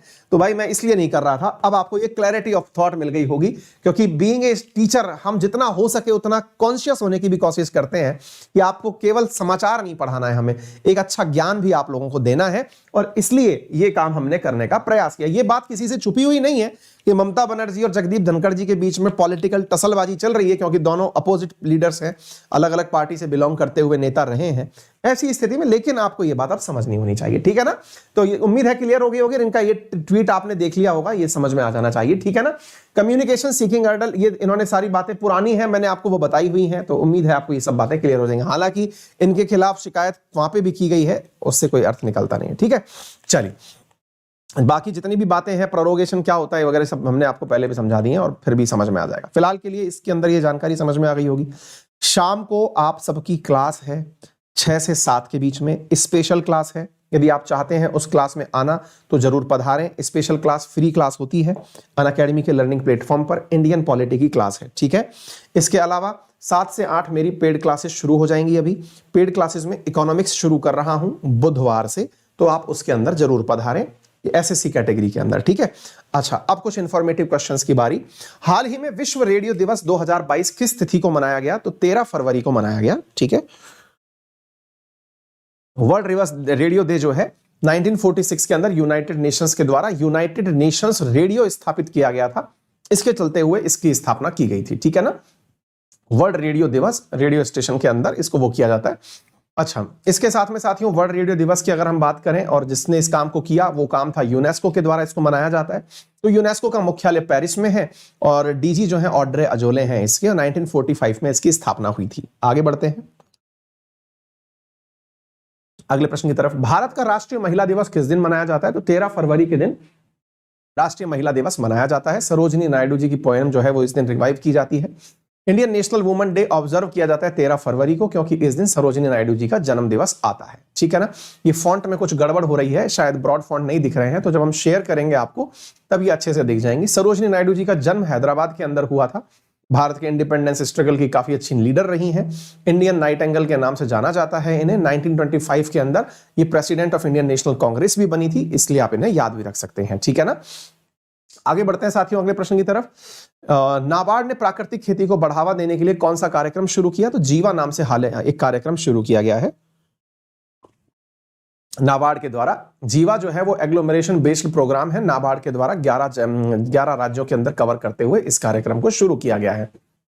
कुछ फॉन्ट में परेशानी है, हम जब लेके आए थे तब तो ये सही था, अब ये सिकुड़ के छोटा हो गया है, कैसे हो गया ईश्वर को पता। नाबार्ड के बारे में जान लीजिए साथियों। नाबार्ड जो है वो 12 जुलाई 1982 को स्थापित हुई एक बैंक है, डेवलपमेंट बैंक है, जिसका कार्य जो है वो बैंक की तरह से ही लोन देने की फैसिलिटी विकसित करना है, लेकिन village industries, small scale industries इनको देती है।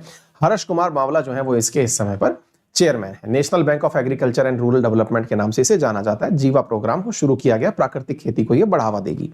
आगे बढ़ते हैं। भारत के गोवा शिपयार्ड लिमिटेड में 5वां पोत वितरित किया गया, उसका नाम क्या है? तो सक्षम के नाम से बनाया गया है। Most advance patrol vessel service के साथ कोस्ट गार्ड को दिया गया है। 2400 टन का ये वेसल है जो कि बना करके दिया गया है, ताकि हमारी कोस्ट की जो है वो सुरक्षा कर सके, और इसमें 70% सामान इंडिजीनियस लगा हुआ है। ठीक है, गोवा शिपयार्ड भारत सरकार की कंपनी है और ये वास्को डिगामा गोवा के अंदर स्थित है। उसकी 1957 में स्थापना हुई थी और इन्होंने पेट्रोलिंग वेसल है। ये पेट्रोलिंग वेसल बोले तो बॉर्डर पर जो सी के अंदर जा करके ये पूरी निगरानी रख सकेगा, ऐसा वेसल है ना। ये 5वां वेसल है, गोवा शिपयार्ड के द्वारा बनाया गया है। ये सक्षम के नाम से इसे जाना जाता है। 2016 में इसको पहली बार टेंडर दिया गया था, अब इसने 5 बना करके सरकार को दे दिए हैं। टाटा सन्स के अध्यक्ष के रूप में किसे नियुक्त किया गया है? एन चंद्रशेखर जो है, इनको 5 साल के लिए, अगले 5 साल के लिए टाटा सन्स का चेयरमैन नियुक्त कर दिया गया है, एन चंद्रशेखर को। ठीक है ना, ये मतलब टाटा ग्रुप के पूरी तरह से होल एंड सोल वो होंगे, चेयरमैन होंगे। अगर हम बात करें तो कौन कौन कैसे कैसे रहा है चेयरमैन, तो आप इधर देख लीजिए। सबसे पहले जमशेद जी टाटा रहे, उसके बाद सर दोराबजी साहब टाटा रहे, इसके बाद में सर नौरोजी जो है वो रहे, फिर जेआरडी टाटा रहे, फिर रतन टाटा रहे, फिर साइरस मिस्त्री रहे, अब एन चंद्रशेखरन जो है वो 2017 से यहाँ के वो हैं। याद रखने की बात ये है कि ये पहले नॉन पारसी चेयरमैन है। नॉन पारसी का मतलब ये हुआ कि ये पूरी तरह से पारसी परिवार के पास ही रहा था, है ना। और नौरोजी जो थे वो पहले नॉन टाटा चेयरमैन थे, उसके अलावा बाकी सब लोग टाटा लोग रहे थे। ठीक है, मुंबई के अंदर मुख्यालय है इस कंपनी का, ये आपके सामने तथ्यात्मक जानकारी। अगर हम टाटा की बात करें तो टाटा बहुत सारे काम करती है, मेटल्स में, आईटी में, फाइनेंस में, ऑटोमोटिव में, retail, infra, telecom, tourist, aerospace, अब तो इंडियन एयरलाइंस भी जो है वो इनकी हो गई है। ये आपकी कुछ जानकारियां हैं। ठीक है, EIU के द्वारा जारी डेमोक्रेसी इंडेक्स में भारत किस स्थान पर रहा? तो 46वें स्थान पर भारत रहा है डेमोक्रेसी इंडेक्स के अंदर। ठीक है, जो EIC है उसके अंदर जो नंबर 1 पर रहा है, इकोनॉमिक इंटेलिजेंस यूनिट के द्वारा डेमोक्रेसी के बारे में बयान दिया गया है, तो उसमें नॉर्वे नंबर 1 डेमोक्रेटिक कंट्री पाया गया। फिर न्यूजीलैंड है, फिर फिनलैंड है, और इस प्रकार से 8वें नंबर पर ताइवान का नाम आया है, जिसको डेमोक्रेटिक इन्होंने कहा है। ताइवान वही जिसको आप लोग अक्सर चीन के साथ में विवाद को पाते हैं। अमेरिकन डेमोक्रेसी और इंडियन डेमोक्रेसी को लेकर के काफी ज्यादा विवाद रहा है, अक्सर बहुत सारे लोग इस पर अब बवाल भी कर रहे हैं। हम इसके बारे में कभी कोई सेशन होगा तो वो करेंगे, क्योंकि हाल ही में केंद्र सरकार के द्वारा इग्नोर किया गया है, कुछ रिजल्ट्स के ऊपर कमेंट्री की गई है, तो हम चर्चा करेंगे। प्रधानमंत्री ने किस सम्मेलन की उच्च स्तरीय खंड को संबोधित किया? तो हाल ही में वन ओशन समिट हुई थी, प्रधानमंत्री ने उसको समिट को संबोधित किया था। वन ओशन समिट 9, 10, 11 फरवरी को हुई थी, और प्रधानमंत्री ने इसको फ्रांस के द्वारा इसको ऑर्गेनाइज किया गया था वर्ल्ड बैंक की मदद से, और सरकार ने इसको मतलब वो किया था। वर्ल्ड ओशन डे जो है उसके बारे में जानकारी जान लीजिए। जून 8 को वर्ल्ड ओशन डे मनाया जाता है। हाल ही में किस राजनेता द्वारा शैक्षिक प्रशासन में नवाचारों को अच्छी प्रथाओं के लिए राष्ट्रीय पुरस्कार प्रदान किए गए? डॉक्टर सुभाष सरकार के द्वारा 5th नेशनल अवार्ड जो है वो एजुकेशनल प्रैक्टिसेस के लिए दिए गए हैं। 5th national award innovation and good practices education administration के लिए ये पुरस्कार दिए गए हैं। हाल ही में किस सरकार ने उच्च शिक्षा का विस्तार करने के लिए ब्रिटिश काउंसिल के साथ समझौता किया है? तो तेलंगाना ने हाल ही के अंदर ब्रिटिश काउंसिल के साथ में IMOU पर हस्ताक्षर किए हैं ताकि एजुकेशन के अंदर वो नवाचार कर सकें। एजुकेशन, इंग्लिश और आर्ट्स को बढ़ावा देने के लिए इन्होंने ये कार्यक्रम किया है। इसके अलावा हाल ही में किसके द्वारा लिखित अटल बिहारी वाजपेयी नामक पुस्तक का विमोचन हुआ? तो सागरिका घोष के द्वारा अटल बिहारी वाजपेयी के ऊपर एक पुस्तक लिखी गई है और उन्होंने पूरी तरह से इनके बारे में जानकारी लिखी है, जिसका नाम ही रखा गया है अटल बिहारी वाजपेयी। सागरिका घोष एक जर्नलिस्ट हैं और इनके द्वारा ये book India most powerful prime minister भी पुस्तक लिखी गई थी। अब इनके द्वारा अटल बिहारी वाजपेयी पर भी पुस्तक लिखी गई है। सागरिका घोष पत्रकार हैं। ये थी सारी जानकारी। 13 फरवरी वर्ल्ड रेडियो डे और 13 फरवरी को सरोजिनी नायडू जी का बर्थ एनिवर्सरी मनाया जाता है। मेरा रेफरल कोड अंकित 10 है, जिसका यूज करके आप अनअकैडमी पर 10% डिस्काउंट और शाम को 6 से 7 वाली फ्री क्लास देख सकते हैं। यूपीएससी के अंदर इन दिनों टेस्ट सीरीज लॉन्च हो रखी है। 28 टेस्ट है आपको, जो कि दिए जा रहे हैं 3149 रुपए में। 16 फरवरी तक ये ऑप्शन है। इसके साथ साथ यूपीएससी के कोर्सेज की अगर हम बात करें तो प्लस कॉम्बो 63,000 रुपए में दिया जा रहा है और आइकॉनिक कॉम्बो 76,000 रुपए में दिया जा रहा है। आइकॉनिक में आपको पर्सनल कोच और मेंटरशिप मिलती है। यूपीएससी का कॉम्बैट मोस्ट प्रोबेबली आप सबने दिया होगा और अगर नहीं दिया है तो अगले संडे के लिए फिर तैयार हो जाइए। और यदि आपको अनअकैडमी के सब्सक्रिप्शन लेने में किसी प्रकार की असुविधा है तो आप हमारे टेलीग्राम पर दिए हुए संपर्क सूत्र पर कॉल कर सकते हैं। वहां पर हमने आपके लिए इंफॉर्मेशन के लिए नंबर भी दिया हुआ है। साथ में आप चाहें तो आप इजी EMI के माध्यम से लोन फैसिलिटी का भी उपयोग कर सकते हैं। फिलहाल के लिए इतना ही। अपना ख्याल रखें, बड़ों का सम्मान करें, छोटों को प्यार दें। अपना व्यक्तित्व इस प्रकार से